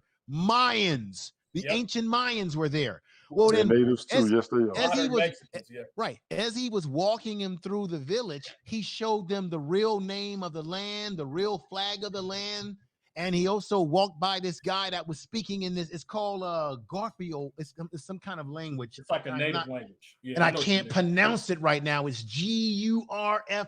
Long as anyway, you spell it, people can look it up. That's As long as you spell it, they can look it up. He walked past this one guy sitting down, and the guy spoke to him in the language. And he said to the young man, he thinks that he's one of us. He said, we took him in because his family was killed, but that man is Mayan. Look at him. He's Mayan, but he identifies with our culture. And what I'm saying to you, the reason why I'm saying this is to say that I don't like getting into this mindset that black people only come from here and we only come from there. Because every time I look at a program like that, I'm like, God damn, they never taught me that in school. All right. They make you think that Europeans just discovered all this stuff, right? No, there were black people that were here. They just didn't call themselves black people. They were called something else. Right. But they were of what we would identify as a black person. Last thing I want to say, a quick rapid fire, couple points, and then I'm gonna bring Shannon in and tell you I'm gonna let y'all close it out because I'm through. But I wish True would have came back up so that I could hear his points, but that's cool. Right. I thought he was still in the chat. Yeah, he might be still. He was in the chat. He was in the chat. Yeah. He might still be. Him and Brian got it. Ladies and gentlemen, I am. This is my brother's show, Politi-Smoke show. This was a pop-up show that I put on my YouTube channel because on Haps, when you come on panels, you can send the feed to your individual social medias. So I'm a guest on the brother show. I just wanted to pop this up tonight for people to hear what we're talking about. It's a great conversation tonight. Thank you. This motherfucker's a guest. This motherfucker's a guest. He done doubled the viewership in 15 minutes. I know, he said he was going to do that, man. When he comes on, he got a whole bunch of people following him. Right. Peace to everybody. Peace to everybody in the chat right there. Real quick, let me add this to what he just said. I tell you, information, man, he's the most humble man with an S curl I ever seen in my life. Every Tuesday. Oh man. Usually when they got that good hair, they be egotistical like a motherfucker. He looked like Alan Payne. He looked like Alan Payne a tad bit too. I love Alan Payne too. So real quick, y'all, this is some info, man. Every Tuesday, this technically me and Brian show. Everybody else we just had as a guest because I gotta see what Shannon. I would love Shannon to be up here permanently, but I gotta go off his schedule. I gotta go off Tony's schedule. Me and Brian been trying to come up with a political. That's why the avatar in the little red box out. See with that's me and Brian. I would love my goal is to get all of you guys on my channel. Everybody, Shannon, Tony, brother Hicks, yourself, everybody, an all-star crew of you brothers on my channel. So we got to figure how we can do that. If we can try that over a weekend, and a weekend will probably be better because everybody's available on weekend. Yeah, I'm available. I'm already on your YouTube channel too. Just so you know, I'm already on there. It could be a Saturday night, whatever works, but I got to figure out a way to get you all on because this would be exciting, but I'm going to stop right there. You'll have to upload it to here and just tag all of us in the comment and let them know, we're doing it on this day and I can pop up. It's whatever. Yeah. Let me help you out because I don't have YouTube TV, but I am subscribed to his channel. Yeah. He's on YouTube. He's got the same name. It's information. I don't mess with YouTube. I don't mess with YouTube. There you go. But what I would do to get you guys, because I can have at the very max 10 people, is that on the YouTube channel proper itself, I can utilize StreamYards and I can max it out to 10 people on the panel. That'll work. But I would love to get an all-star crew of you guys up on there so we can have a Saturday night man powwow. That'll work. I would love it. That'll I would work. love it. You know what? But in the meantime, every Tuesday we're gonna pop up different topics. Oh yeah, definitely. It's always gonna be open forum. It don't have to stay on one topic. Now I did have 3 topics. We covered them all. That's why we covered all 3 of them. But it don't have to be like so serious. Well, we own this the whole time. We can hop around and come back center. Anybody that know me know we hop around. As long as we come back to the center point, that's fine. A couple things I want to say. It was a brother in the YouTube chat that said, and it's everything is scrolling so fast. That's why I usually have somebody read. I think it was James Garland. James Garland, here it is. I found it. No disrespect, bro. And I know you probably white. And let me read the thing so you know what I'm talking about. It say, I agree. Then he put me. Good point, but not all white people are racist, which I clearly stated. But there are black people who are racist as well. It's not always at one point. Let me clarify something. First of all, a black person can't be racist. And before everybody lose their shit and go crazy, let me explain why. It's 3 different terms that we mix up with racism. We mispronounce racism all the time. That's why you got to read this book called Black Labor, White Wealth by the great Dr. Claude Anderson, who's also put Michigan on the map. He's from Winston-Salem, North Carolina. He's done a lot of stuff for Michigan and also for Baltimore. But this is why you got to read that. You got to read Powernomics. This is why people are so confused. Because in that book, he very specifically explains not only the way black people got the way they are now, but the historical and financial ramifications why they became the way they was. If anybody that know me know I'm a very word-specific person because that's the only way you could thoroughly explain something to somebody. Let's break the word race down for a minute. This is why black people cannot be racist. First of all, racist is a political, economical concept that black people have no type of power to impose on anybody. The only 2 people, 2.5 technically, people that can impose racism on anybody, obviously the most obvious is white people. White and Arab, their cousins, and Asians, because they have the most power to do it.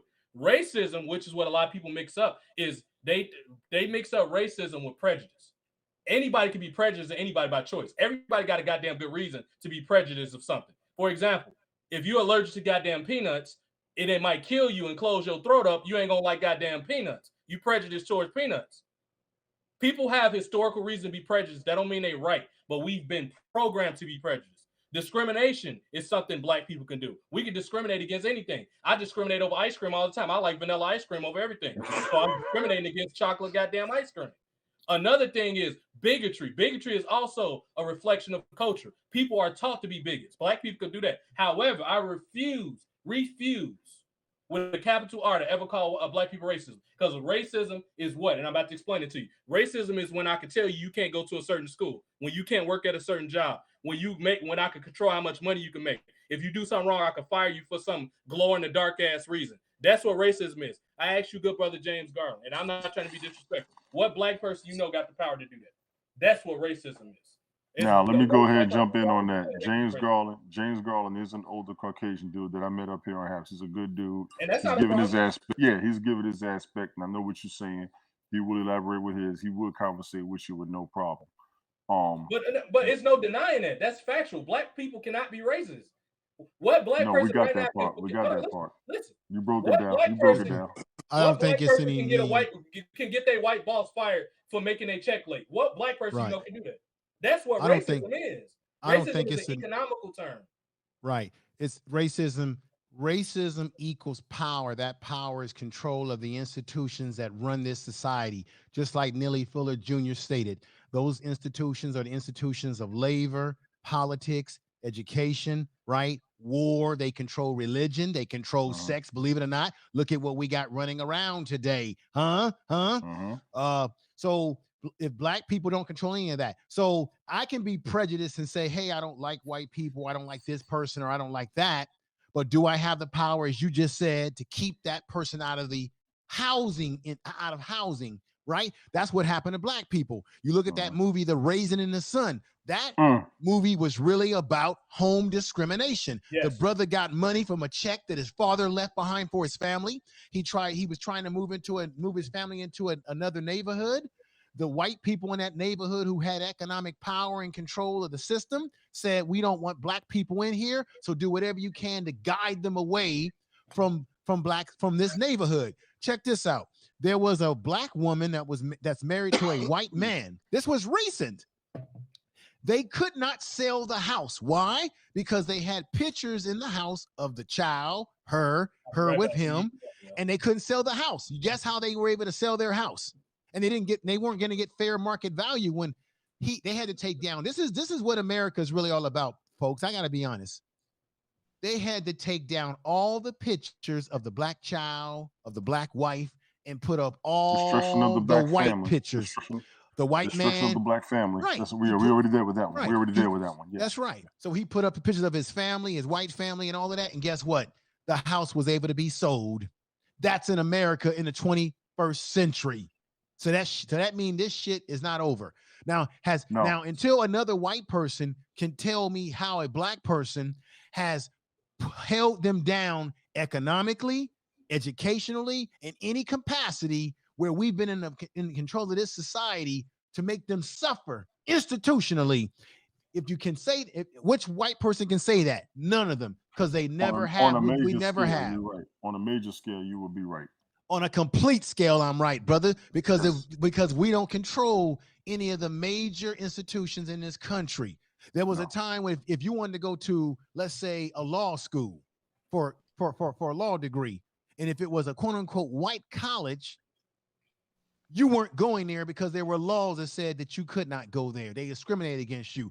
No black person. Now we got white people who go to historical black colleges for free, and there is no history or documented evidence to show that black historical colleges had discriminated against white people from getting a degree there. We don't do it. Black people are the most loving people. Matter of fact, I think we're too goddamn loving. Way too much. It's coming out. TJ, I know you wanted to shut it down, man. And before I get off of this, yes, what I wanted to say to you all, brothers, it's Miranda 46. Memoranda 46. Jimmy Carter. I heard of that. Yeah. Memoranda or Miranda? No, Memoranda 46.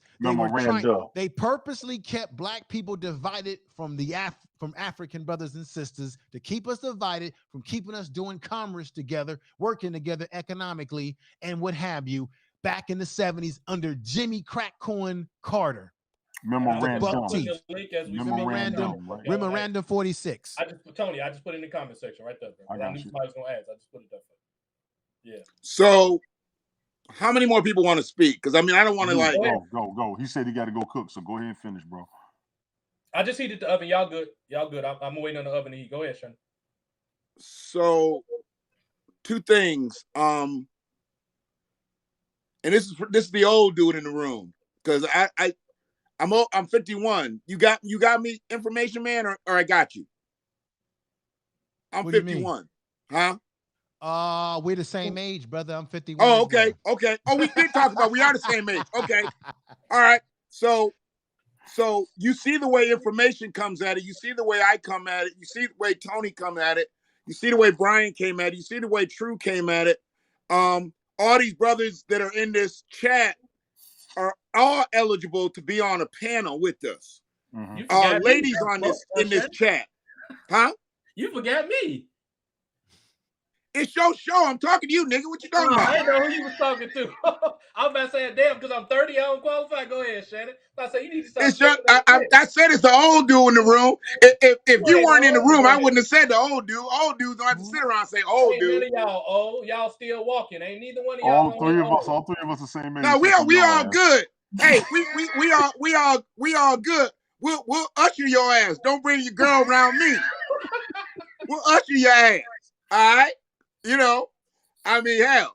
Here's the thing. I'm gonna get your wife to hit you with that skillet for sitting there talking about you still MOB in this motherfucker. When I get home, she gonna have that shit laced up like Willie Mays. Like, look, nigga. Right. Now, what I want to say is, everybody that's been in this chat, everybody that's been actually on screen tonight, y'all do understand that this is some rare shit, and it's fucked up. Because I watch way more podcasts and I watch like network TV now. And I see all this right here gets to a certain point, then everybody falls out. I think we are part of the sick and tired of being sick and tired podcasters. We don't want that general shit. Like, you might have thought like I was getting bored or I wasn't really with it or I heard all this shit tonight. But what I heard was cohesiveness. We didn't all agree with each other, but look at us. 2 hours and 56 minutes, we all still here. Almost 500 motherfuckers on this bitch. Oh, I got 524 on my side. Go. Oh, you know what? I had to drop. Remember, I had to drop and came back? Yes. So it's probably, yes. okay. So you got to understand, we can do this. I know you say you don't fuck with YouTube. YouTube is the vessel that most people use to send their shit out. But look what it's not that I don't voluntarily. It's just I always get kicked off because I be saying some real shit and they don't want me on there. Well, here's the thing. This the old man in the room. Young Lion, I ain't trying to take no fire. You never hear me douse your fire. And I'm not telling you to get cooked by Kwame Brown to get in the go along to get along game. But Tony, yes, Information, and myself have had to go along to get here. Yes. We ain't had to break our balls. There's been some times where you've been like, damn, I need to feed my family, but you ain't really had to break your ball. We'd have never met. All of us would have never met. If somebody would have broken us, we wouldn't be on these platforms. We'd be on some boule shit. We'd be on some shit that you know what? We wouldn't think we needed repair. We would think we just didn't work hard enough. That's where the power was at. That's what we were taught the power was at. That's right. Yeah. So what we're doing here right now is we're building and don't even really know it. It's like when you teach your kids some shit and they having fun and they don't really understand they learning. Right here, right now, you done put several motherfuckers on this panel. Hell, your co-host to the show got booted and couldn't get back in, but stayed in the chat. Right. So you got the same-minded people, and he ain't black. He Thai. And he done fucked up my whole fucking shit for Thai food, because Thai food that I've been eating ain't even Thai food. It's Korean food, Chinese food, Japanese food. Yeah. He's but I'll still fuck with him because he told me the truth. Thank you. That's the whole point right there. That's the whole point of this shit. He told us the truth. What we thought we knew, got brought up. And that's what matters. Tony and Shannon, you know what's fucked up? They think Brian, because we live in Houston, they think Brian Mexican all the time. Brian is white and Asian. They think he Mexican all the time. Ain't that fucked up? Look, motherfucker.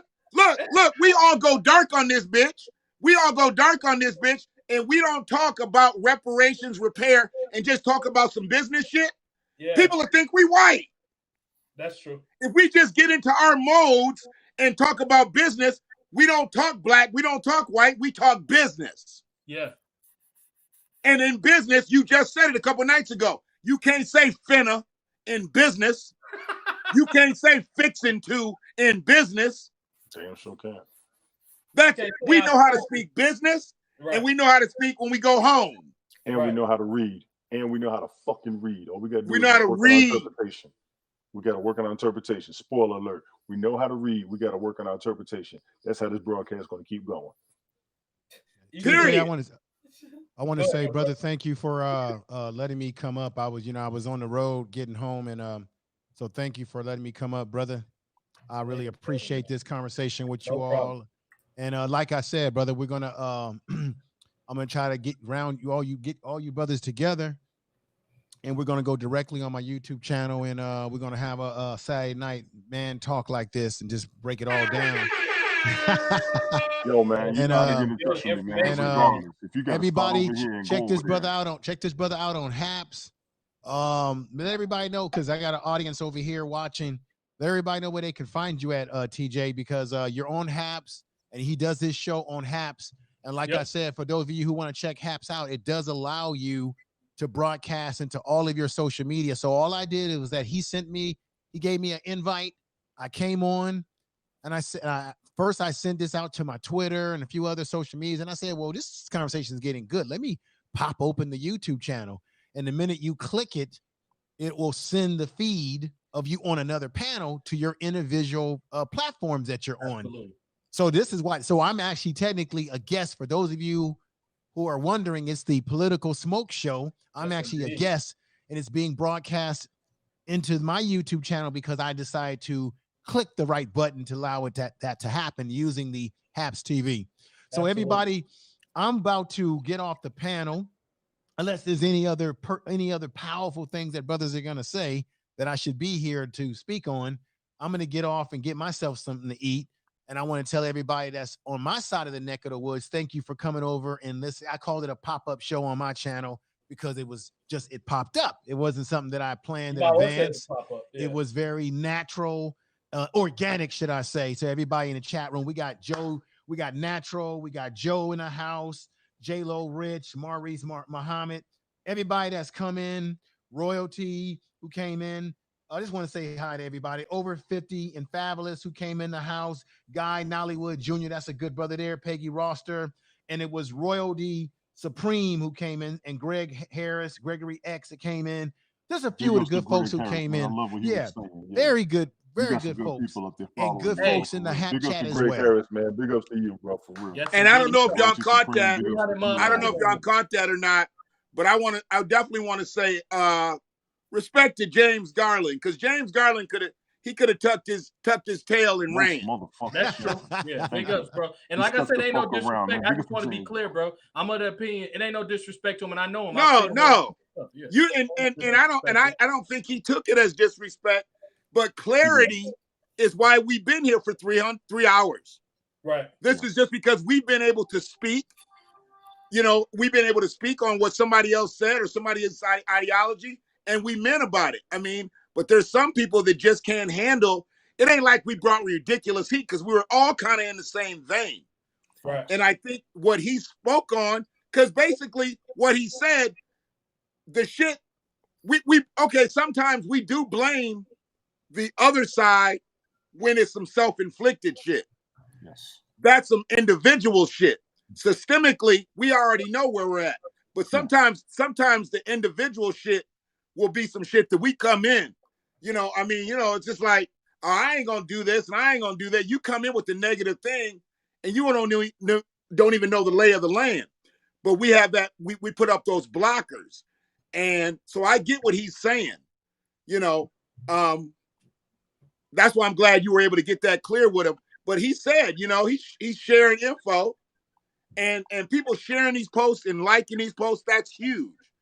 Because, I mean, we going to hit 500. If we stay in this bitch two more minutes, we going to hit 500. We at 558. We got 558 people watching. Oh, that's right. I'm behind because I got kicked out. That's right. That's right. Wait 1 damn minute. I'm co-hosting now. Anyway, I don't want to shut you up. Information, man. I know you got to roll, but big ups to your man Antoine Foster too. I saw him in the chat. Yo, big ups to your people, man. Yeah, what up, Joe Antoine? That's a good combination of all our social medias combined, of people that are have put eyeballs on the stream. That's fantastic. Yes. But like I said, I'm gonna get ready to get off. I'll be back since I know he goes on Tuesdays. I'll be back over here Tuesday. Hey, what's going on with brother Hicks? Does he still do his still does his thing? Do me a favor, and I want to tell you this too, man. No disrespect to what you got going on, but keep your HAPS notifications on. There's a lot of broadcasts, a lot of conversation we have. I do want you to pop up. I'm going to do you a favor right now. I'm on your YouTube channel. I'm about to like it. So you're going to see me hit the like real quick. Okay. I just hit it right now. Like I said, I've been on there. I don't have a YouTube TV hookup. I just got regular YouTube. But I think I got your notifications on. So when you broadcast, if you don't hear from me or see me, hit me the hell up on here. Right. I'm saying it like that on purpose. You can start your show here and we'll carry it over there, whatever. But you can put 8 people on this screen when you broadcast. Right. You got 8 people up here. You can bring your YouTube folks. They can stream it. All right, I just brought info up. Yeah, everybody on YouTube, liking that, Twitter or Facebook. Let me tell y'all something. You broadcast from HAPS, it goes on the other platforms. We can stay in touch with each other, and we can check out each other's conversations, even just through the comments. James Garland, big ups to you for sticking around, like you said, because a lot of people would have got feelings and broke out. For you to be an older gentleman, I got respect for the fact that you stood here and listened. You gave your aspect. You let everything be, and that's one aspect of equality we do not see enough of, especially on social media. Big up to you for that. You said you was going to back me up with what I got going on, man. I thank you for sticking around me, for TJ, and for contributing, man. You've been checking everything out, so big ups to everybody up here for real.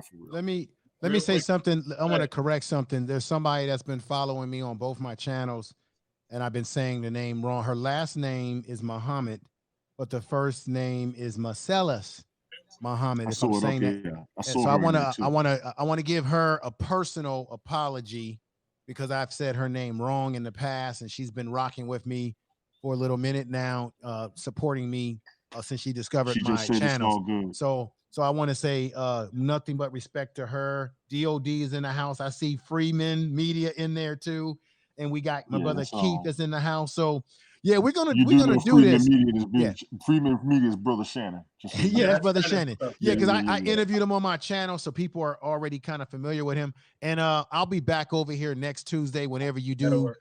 the Yeah. Political Same Smoke thing. show when I'm getting 7 into the p.m. house. 7 Most p.m. definitely. Central Time Zone. Keep your haps going information, man. People need Yeah, I to know will. how many I know. will. Yeah, keep Oh, your haps the going. only thing I have to say though is I do hope at some point that they figure out how to move it forward out of the beta stage, They're because working on it. We sometimes know it it's has been problems. glitchy for the past few Right. months. Yeah, it's been glitching like hell. And I wish they would, when you use it on your hand device, I don't like the way they changed the design on when you use it on your phone.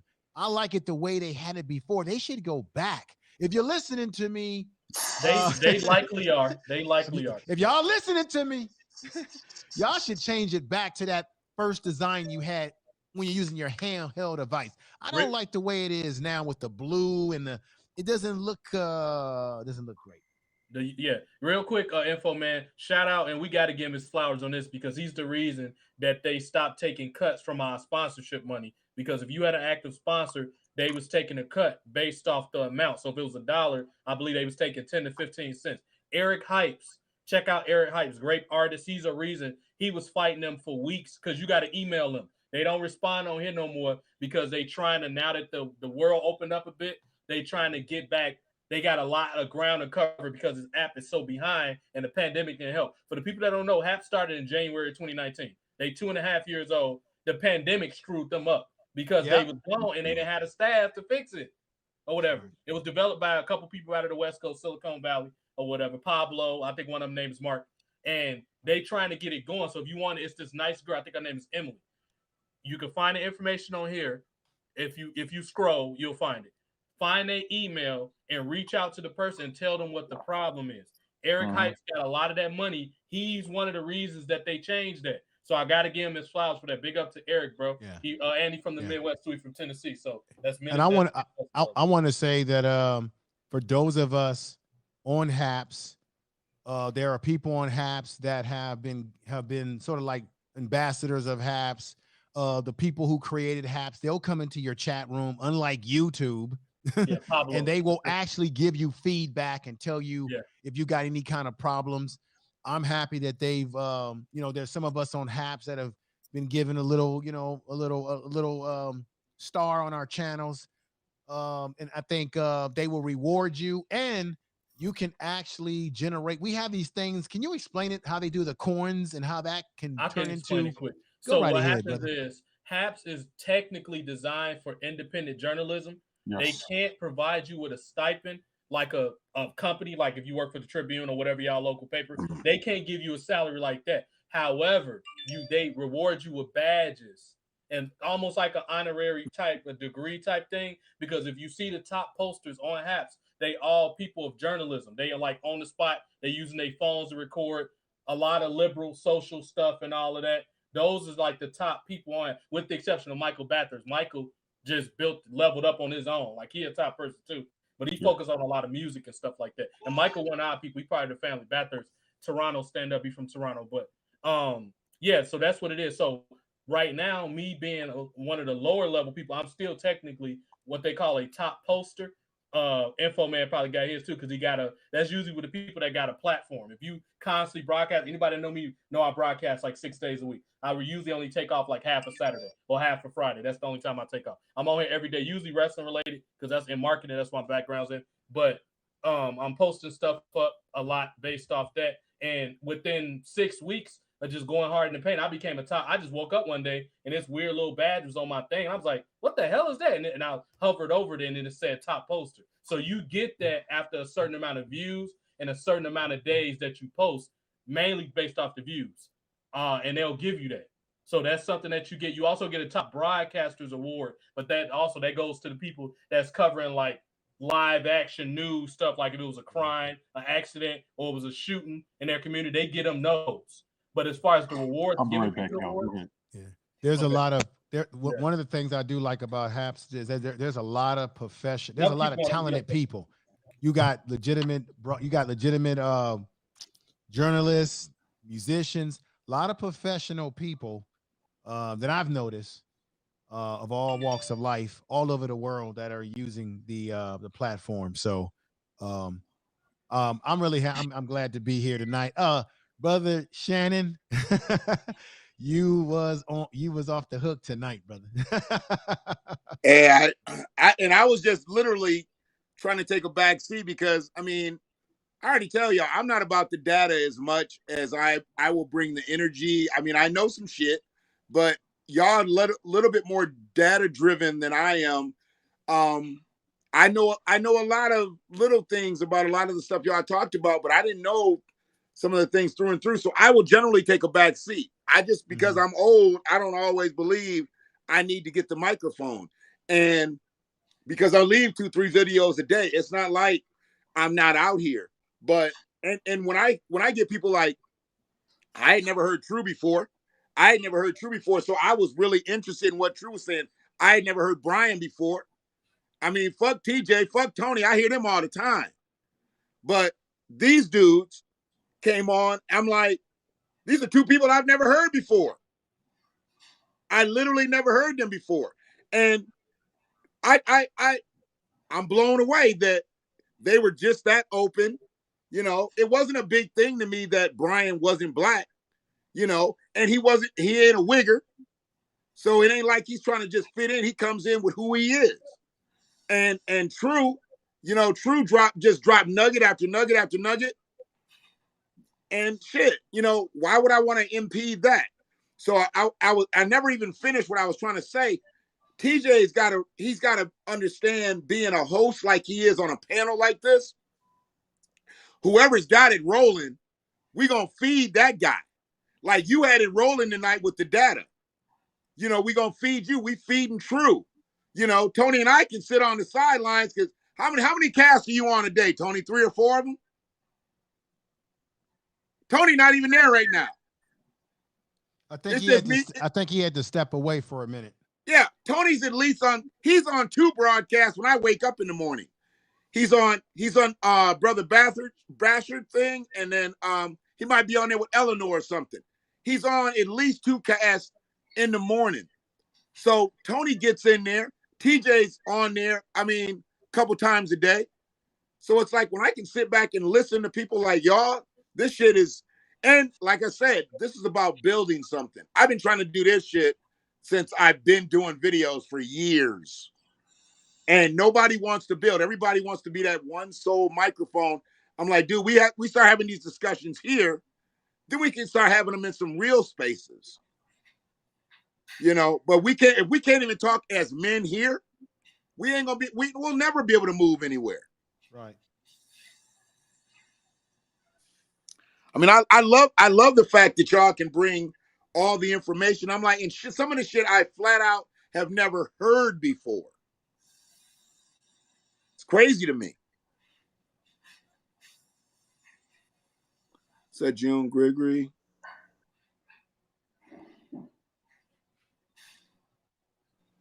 And then I just like reading the chat. Yeah, I want to say everybody in the chat room, you all are great. Ridiculous. Let me make another announcement since I'm going to. Tomorrow night, everybody that's familiar with my second channel, the Information Man Speaks podcast, I'll be going live over there tomorrow night to give you another evening podcast. I'm going to go in strong on the issue around the young lady who got her baby snatched by the Dr. Karen doctor. I'm getting all over that nasty tomorrow, so be on the lookout. Matter of fact, I got to get off of here pretty soon so I can prepare that broadcast tomorrow, that podcast tomorrow, so it's ready to go when I get to my little studio. So everybody, it's been great tonight. Appreciate you, bro. I really appreciate what you're saying, Shannon. You, brother, that's why I respect you, man. You always, even when I hear you speak, sometimes I watch you in the bushes, man. When you be on your channel, I hear what you be saying. You be speaking some smoke. You be putting the smoke out there, man. I mean, at this point, I'm just trying to get us as a collective to be on the same page. You and I vibed when we first met. We've been rocking with each other ever since. I mean, everybody, because we're not gonna vibe with everybody. That's how we got here. I mean, you got 10,000 subscribers. You don't even need to be fucking with people like us. No, Real brother. shit. I No, don't even seriously. I don't even think like that, brother. I know you don't, but if you were about just getting the followers and subscribers, you wouldn't deal with us. Because that's what a lot of people are doing, and that's why they're plateauing now. This is what I do when I'm on YouTube. I actually enjoy going to smaller channels because the smaller channels are where you getting the real information. The bigger channels be ear hustling the small channels, and then they'll go back and act like they said something that they got from a smaller channel. Smaller channels keep it 100% real. That's why I support I don't care how big or small you are. If you speak in truth, I'm going to support you and want to deal with you. It's just that simple. Right. I can't prove it, but Frida knows I done sent Frida clips. I might even send to Shannon some clips. Literally 2 to 3 days after I done said some shit on my little 460-something subscriber YouTube channel, or maybe on Haps or whatever. 2-3 days later, one of the big heavyweights, they running that same shit. And then they fuck up because they not even original enough, because it's the same story. And ain't like I got a lock on the story, but they say some of the same shit that I say, like verbatim. I've sent Frida the clip and like, listen to this shit. And she'd be like, that's what you just said. Literally. I mean, I done had it from motherfuckers like Tim Black. And I fuck with Tim Black heavy. I watch his shit all the time. All the way up to motherfuckers like a Tariq. But see, Tariq ain't doing all his research himself. Tariq got people doing research for him. So Tariq probably ain't never seen my shit, but I bet you somebody that work in Tariq's camp has. I done tagged Tariq in my videos before. So when I get them little few views on my shit, and then the next morning I got some views, that's West Coast shit. That's other parts of the country type shit.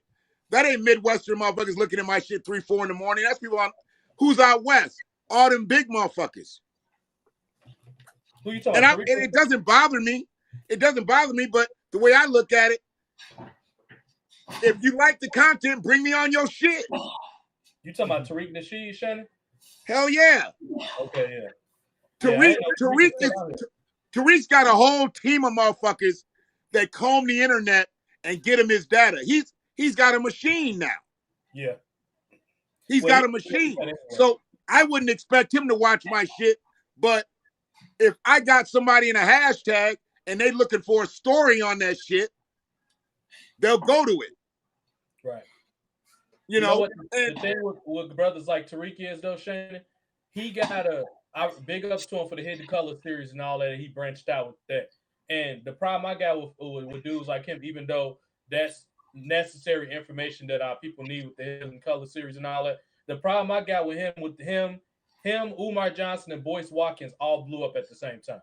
All three of them, they all got different platforms of what they do. They all relatively became famous around the same time. And then after the whole Umar thing came out, you had Tariq coming out, sitting here talking about, oh, well, I've been knew Umar was a fraud. When we was working on the Hidden Colors together, we was a fraud. Then you got Umar on the flip talking about, oh, yeah, he was an F-boy, he's a fuckboy, this and that. So y'all wait till somebody put a light on some scandal y'all involved in before you call somebody out for their behavior. Why you ain't call that out while they was in the middle of everything? The thing I don't like is opportunistic black people. Because that make me look like you was shady to begin with. Now, I ain't followed Tariq in years. You telling me that he got this whole team and all that? He got that from being grassroots with the Hidden Color stuff. So now I'm gonna start. Ain't nothing personal against Tariq, but I'm about to start watching him though. How you get this platform with this grassroots black people shit you built about what we owe as black people? Now I'm gonna start watching him a little bit. You know what I mean? Have you seen his video? Have you seen his clip about the museum? No, no, I haven't followed him in about 3 or 4 years. No, I haven't. Okay, I can definitely tell you this because I was in and out with him because he was in that whole beef with ADOS and all that, and it wasn't even ADOS. It was just basically him and Yvette Carnell that kept going back together. Right. Antonio Moore really didn't get involved with it too much, but he, once you in it, if you in it and you against Tariq, he gonna go for everybody. So he went for both of them. But the thing was, I think Tariq has finally figured it out. Absolutely, he's been an opportunist in this thing. Absolutely, he's been a capitalist in this thing. But Tariq has really never changed his stripes. Tariq's always been about the bread. He's always been about, I mean, he was doing the pimping shit and all that. That was all about money. And he's become more socially conscious with the movies, but he was always about that too. He just didn't dig into it. So when motherfuckers started getting more socially conscious, he was like, well, let me go over here. It ain't like he ain't been with it. He's just had so many other things, and this is a hell of a lane. This is a hell of a lane. But he's on to some shit right now. I don't know if he's going to be able to pull it off, but he's on to some shit right now that I'm actually fucking with, because I'm like, damn, nigga. Like, why didn't you do this first and then do the Hidden Colors movie? But Shannon, let me just say this, because TJ made this statement tonight. Museums are important because we do need to know our history. We need to go more in depth with our history. But this is the thing. What Black people need more than anything right now is we need a group economics. I've been talking about this on my program. We need more group economics. We need more of an economic base, and we need a business district. Tariq is building or wants to build a museum in an area in Crenshaw that nobody wants to talk. I live in California. I know this. An area that is being gentrified. Black people are being gentrified out of that area and being pushed further and further out of that part of LA into the Riverside area, as they're being gentrified out of California in general. And so what I'm saying is that we have to address that issue. That's happening because Black people are losing or do not have an economic base. We need an economic base. Now, I know he wants to build this museum so he can have showings there. He can open it up to the community and have people, sell their goods there, promote what they're doing there. That sounds great. But a problem I have, and I looked at a video recently, is that there's a soul food restaurant right next to where he would potentially build this. Guess who owns the soul food restaurant? It ain't nobody Black.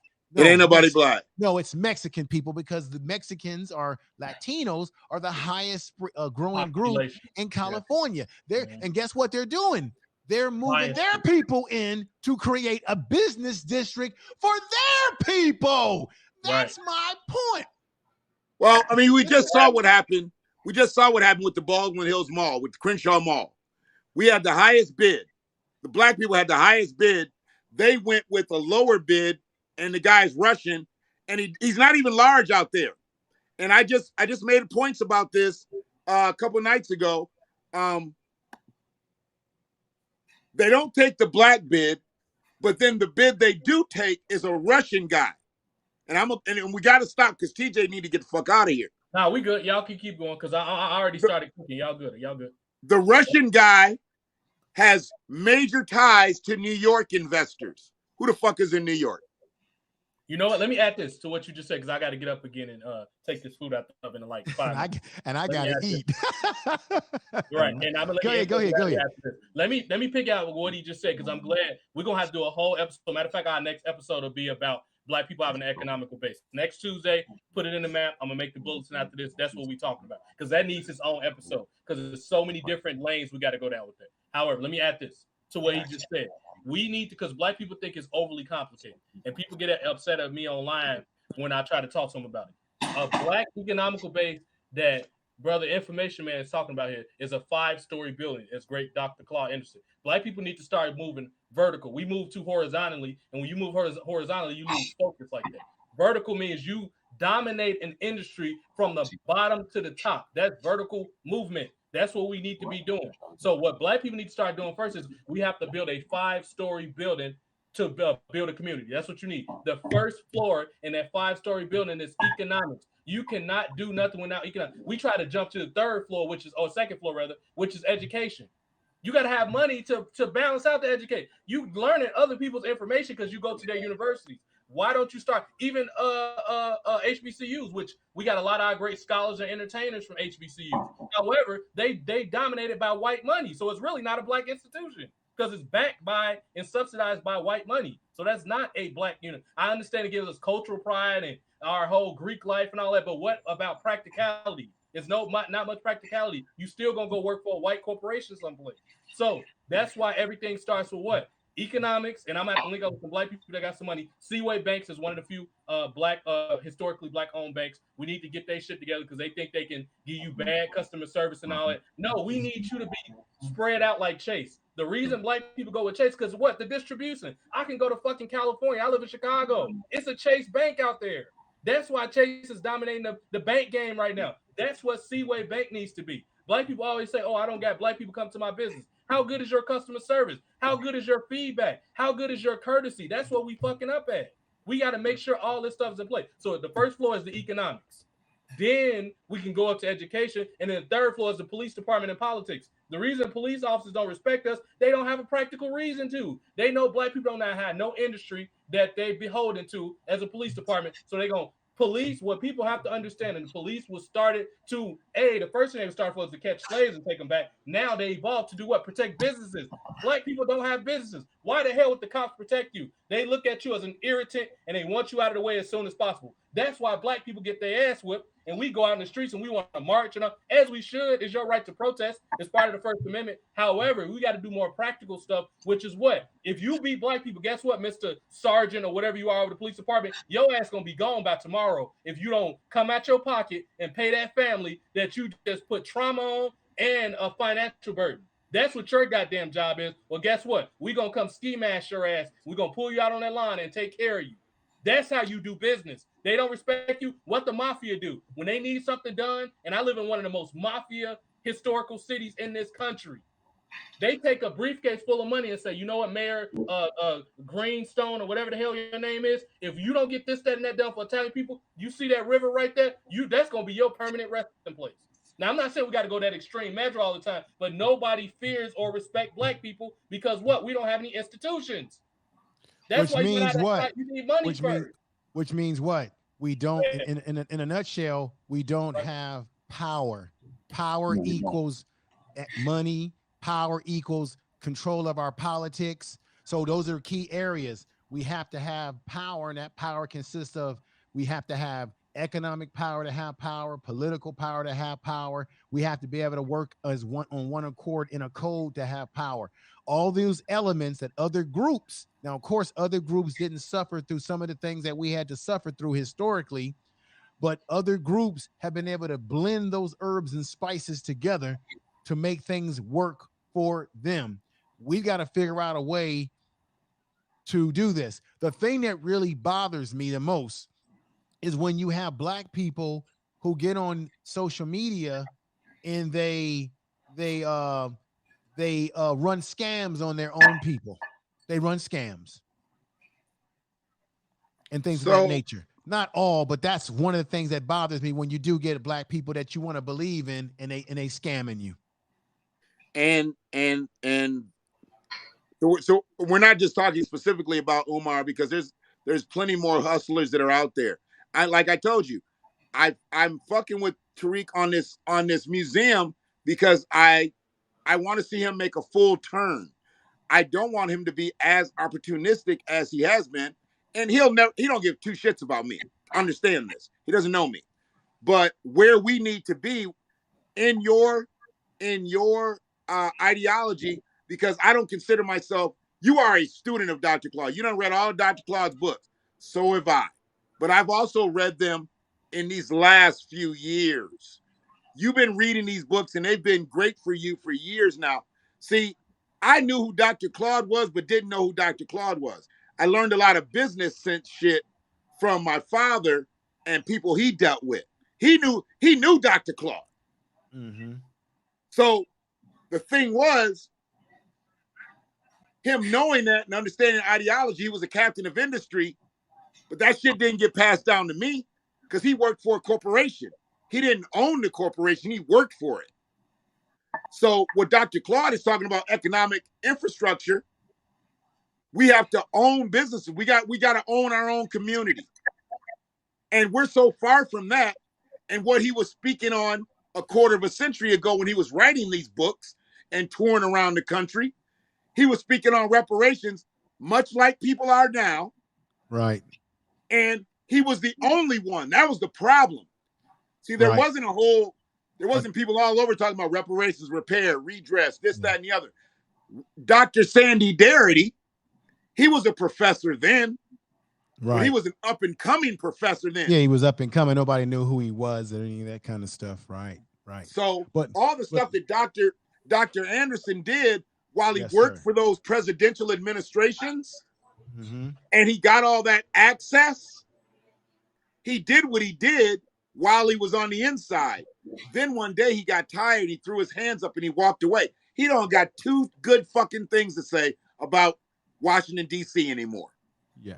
I'm gonna open up a can of whoop ass on your neck of the woods, Shannon, because I remember very clearly when Dr. Claude Anderson brought his ideas or his powernomics to the city of Detroit.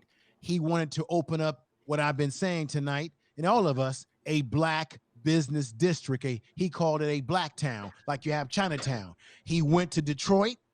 And I'm gonna be honest, it's time to spank us. I'm gonna spank our people. At that time, the leadership in Detroit was black mayor, black this, black that, black everything.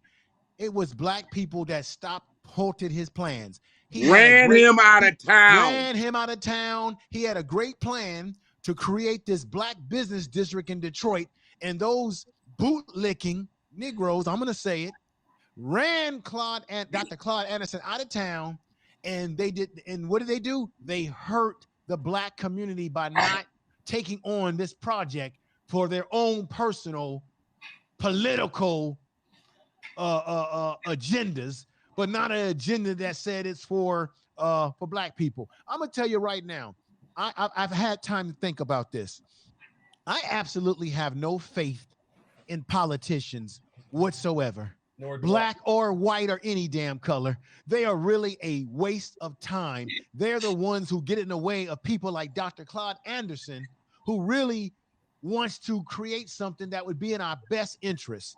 But it will be a black person in a political position that will screw you over. I'll go back to when I lived in San Francisco. Mayor Willie Brown, who I have met and know personally. When everybody jumped on him because he wanted to make the football field with the mall. The reason why Willie Brown came up with that idea that was goofy to people is because Candlestick Park, where they originally played, was in an area that was mainly black. You got Potrero Hill in San Francisco, the Bayview 100 Point District area out there that's very, very poor and heavily was black.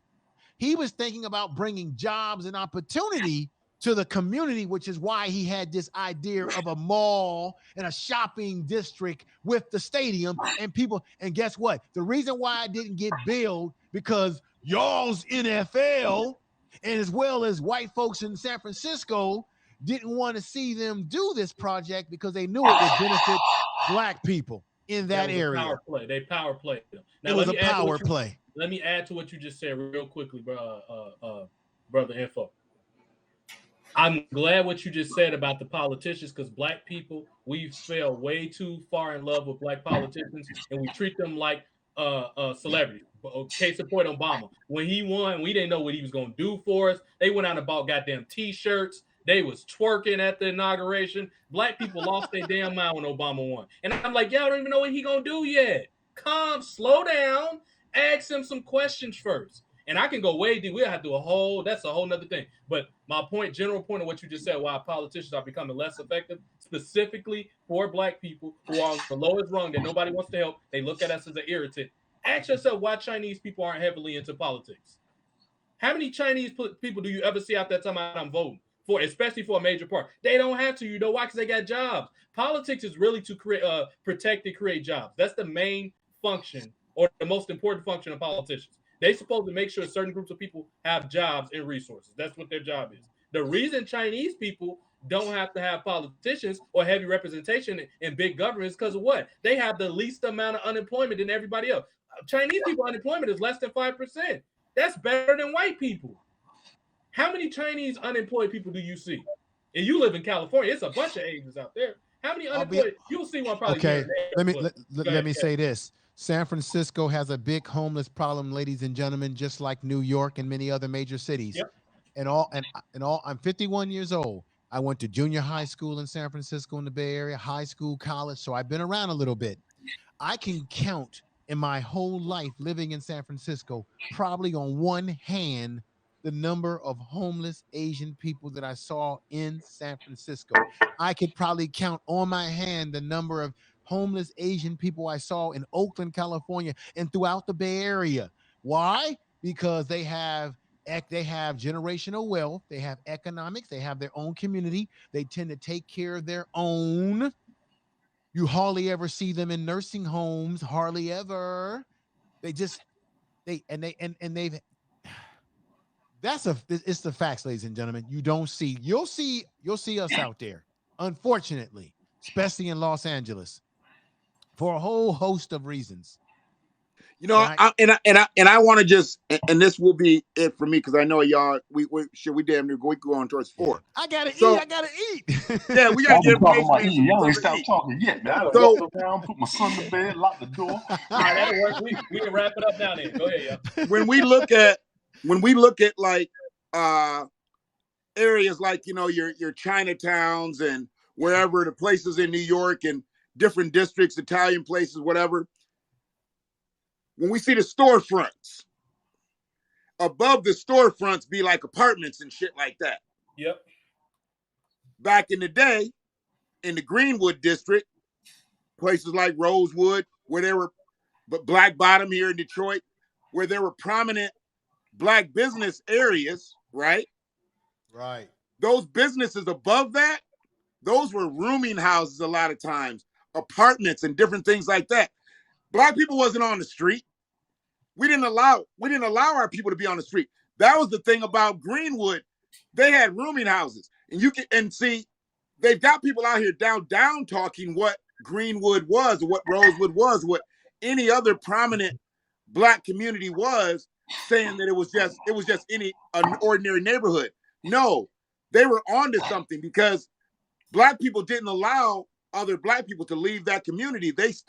You stay here, you're better off here. We'll give you a place to stay. You got a place to work. If you had to go to the doctor, you didn't have to go across town to the white doctor who really didn't want to go to fuck with work you. in the morning, and you motherfuckers won't shut the fuck up. What's up, Jasmine? What's up to Marcella for propping up all the fellas up in here? Y'all act like motherfuckers ain't got no jobs. All you independent business broadcasters don't have no respect for motherfuckers who got to get up in the goddamn morning. Will y'all shut the fuck up, please? I gotta get up too. We call this the smoke show for I a gotta reason. get my ass up too. But you been talking about getting up and eating. Your ass gonna be hungry and dehydrated by now. Because I'm in the West. West. Some damn dinner and go get the damn door and bring I'm in California, so it's about 8. Y'all heard the the what noise? is My it? allergies acting up. I'll blow my nose. I done put the dishes up. I done restarted the dryer. I put my son in the bed, turned the lights off. I'm sitting here not watching the news. The news is watching me, and y'all can't shut the fuck up. Hey, Tony, real quick, hold on, real quick, Tony. This is one of the benefits to being a millennial. I'm very good at multitasking.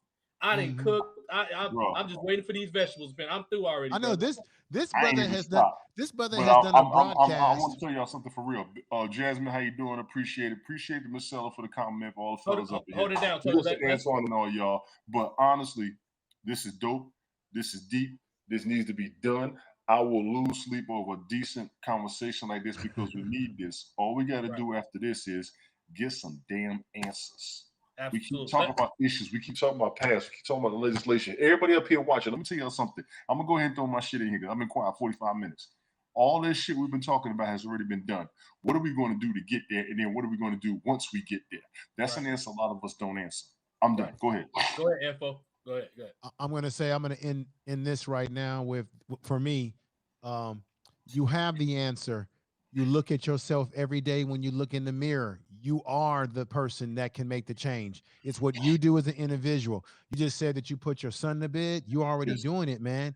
You're being a responsible father. You're raising your son, and you're going to pass something on. Your son is your legacy. You're going to pass something on through him. So you're already doing some of what we need to be doing, which is what? Working within our family structures. I meant to tell you. Remember when I lost it when I told you when my son graduated? Yes, sir. A couple months ago. I think you had I mentioned didn't tell something you like he that. moved in. He up there now. Yeah, he just moved back in. Okay. And he helped me out my baby boy during the week, man. I ready to say Okay. what's up and let him come up here and holler at y'all. Brother Shannon know Yeah. he's around and everything. Yeah, I ain't holler at you in a minute. Your ass be multi-channeling and can't be caught up with and all that mess. Boy, I can't. I'm hooking up my YouTube now, trying to make sure everything is straight. Right. So I Hey, clicked. I did the mic check on the broadcast. But be on the lookout. Um, I'm gonna contact. But I got Brother Hicks's number. I'll probably have to get your number so that I can coordinate and get I everybody ain't putting it together. up here because you got No, 700 people. And I don't know 525 of these motherfuckers. Nothing against y'all, but goddamn it, I get in most scams. we're at about we're at an overall total of people watching us through the social media of 719 people. But that's what I see. But no, I'll probably talk to Brother Hicks and get it through him. Get you my email. And then we good. I got you. I hit you up on your YouTube. Well, hit me up on email. You can hit me up my email. You can find it on my YouTube page in the about section, and then I'll send you. We'll talk personally on the phone and go from there. So and then we'll do that. But let me just say, give me my last words, and the last words is just simply it. The solution is inside of all of us. It's what we do as individuals, and then what we do as a collective. So the first responsibility you have as a man, if you have family, is to your family first. Period. So I want to thank. I want to thank you. You get your kids in the background. It don't fucking offend me. I like what he said. It don't offend me. Y'all keep going.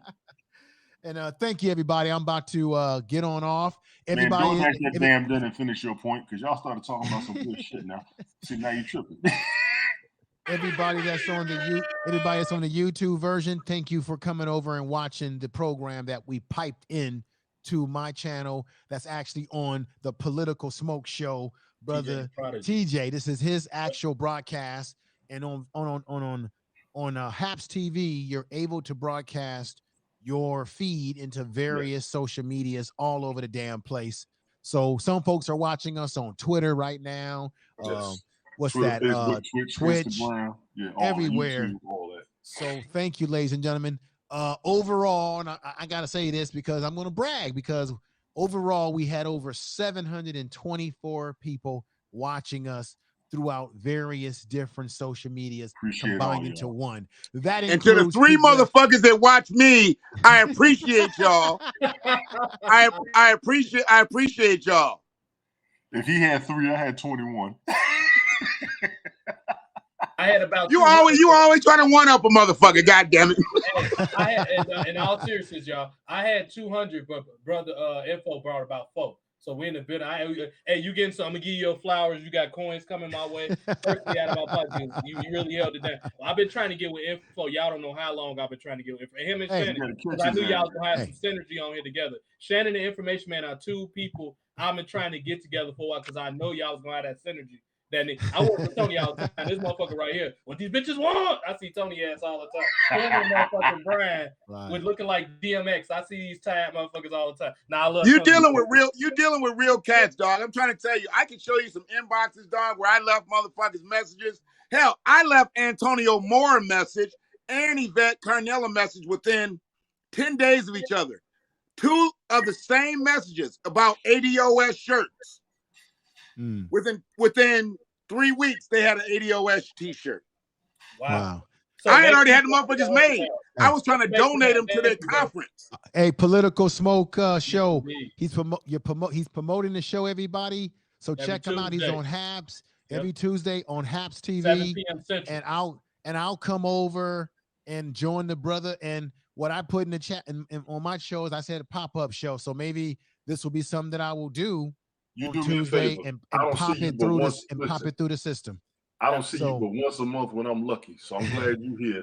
TJ, you didn't realize how lucky you are. You can't catch that motherfucker right there. He'll pop up now. In all seriousness, he'll pop up on me every once in a while. But we're gonna let him go and go. He's been trying to go for a while. But everybody, Jasmine Virgo, everybody that's in the chat room, thank you for watching this portion. But this was really Political Smoke's program, and this was great chopping it up with the brothers. Y'all all take care, brother Shannon, brother Tony D, all of you brothers. You guys are the best, and I look forward to coming back next Tuesday and chopping it up some more. So take care. With that said, we're gonna limit that shit to 2 hours next time. God damn it. That probably ain't gonna happen. I always I limit gotta shit give you 2 guys a hours and it clap. never sit there, so that's probably ain't gonna happen. TJ ain't never broadcast this long unless he was talking about wrestling. I don't give a fuck what he said. That is true. Yeah. Go ahead. I gotta give y'all is this a clap that I got here? What do I got here? Sound effects. I got laughs. You know I love them sound effects. Yeah, brothers. If I got this thing working right, let me see here. I don't know if I have this thing working. What you got? The board. I gotta wait for you, I don't have something loaded up. But anyway, I'm about to jump off. Take care, brothers. I'll see y'all. I'll see y'all soon. Peace. That's indeed an info man in the building. Also, we ain't gonna get out of here. Shout out to Tony D for all the military stuff that he do. He be holding it down for the vets. So make sure y'all get Tony out for that. Cargo 420 in the building. If y'all want y'all smoke on, he part of the reason I call this shit the political smoke show. It's technically me, him, and Brian show. I just gotta find an old ass man picture to put on here for motherfuckers. We in the building. Thank you. Hey, and not only that, thank you for the Deuce, the A2 community. Shannon, you ain't not only the info man bring people, the A2 represent, they always represent cousin Frida, Rochelle. Who else from the Deuce? Hey, Shannon, y'all in the OG Classic Jones. OG Classic Jones. That's my dude right there, man. I like that dude. Last but not least, my humble self, the prodigy here, man, as always. And I got one last thing to say to anybody that like me, I love you. For anybody that hate me, my request and my will was always to do this. When I bury me face down so all my haters can kiss my ass. Now let's get up out of here. Big up to James Garland for sticking around too, as the older elder. Check out the playback, Key. Yes, it did. Check out the playback. You're gonna need to watch the playback. Yeah, everybody checked it in now, talking about they missed it. No, watch the playback. You won't be disappointed. That's right. Get your data up. Y'all gonna want your data up for us. I'm gonna close y'all out on this fire beat. Check this out here. Y'all know I always got the best beats to close. This better not be no much mouth rapping shit. It's an instrumental. Check this shit out. All of us can relate to this. Check this out. Watch this. What you know about this? Oh, new school meets old school. Check this. Let me start up here. And then this motherfucker gonna drink a V8 on camera. So man, you gonna sit your head down some damn way. How you gonna drink a V8 with no mans, brother Shannon? You better cut that shit out. What you know about? Hey, we all hustling, ain't we, Shannon? What y'all know about this? Y'all old motherfuckers. All the young people ain't weak. Check this out. Rose came in with this shit. Check this. Watch this beat drop. Shout out to all prison guards who was able to make it big in the rap world. What y'all know about this? We hustling. We the bad boys. We in this motherfucker. They got the main connect. They got the real connects. Thank you, Brian. Thank True Armor. We was in the building, man. Y'all motherfuckers get some sleep. Don't y'all got Geritol or some shit? Go y'all. Hey, get a job when you talk about us, motherfucker. Hey, right. My job on here, you should see these numbers that I'm pulling in. I'm a top. I see your numbers. I don't see your bank account, fool. Hey, just dream about it. It's exactly what you think. Real quick, I'm gonna say this to you, hey, Tony D, because I told you I was gonna talk to you about this yesterday. I ain't forget when I was on Shannon shit with my phone, and Smoke was on there talking shit, talking about don't eat. Hey, Smoke, kiss my ass. But Tony, I'm gonna tell you this, Tony. If you don't keep them lily ass white women off there that's cooling pies in the window, the fucking all. Let me tell you something. You leave my audience the fuck alone. I got my audience. I don't give a fuck how mad y'all get. Hey, that lady was turning motherfuckers off yesterday. You better go make sure you still got an audience, motherfucker. You know how many people came I got one, goddamn. But y'all be smooth. Shannon, as always, man, we'll talk. Salute. Cargo 420, go check him out. Tony D with all the veterans, man. Information man with everything. Info man, you need to get a gun for all that shit you be putting out there. They gonna be having motherfucking snipers at your house. Do you see it?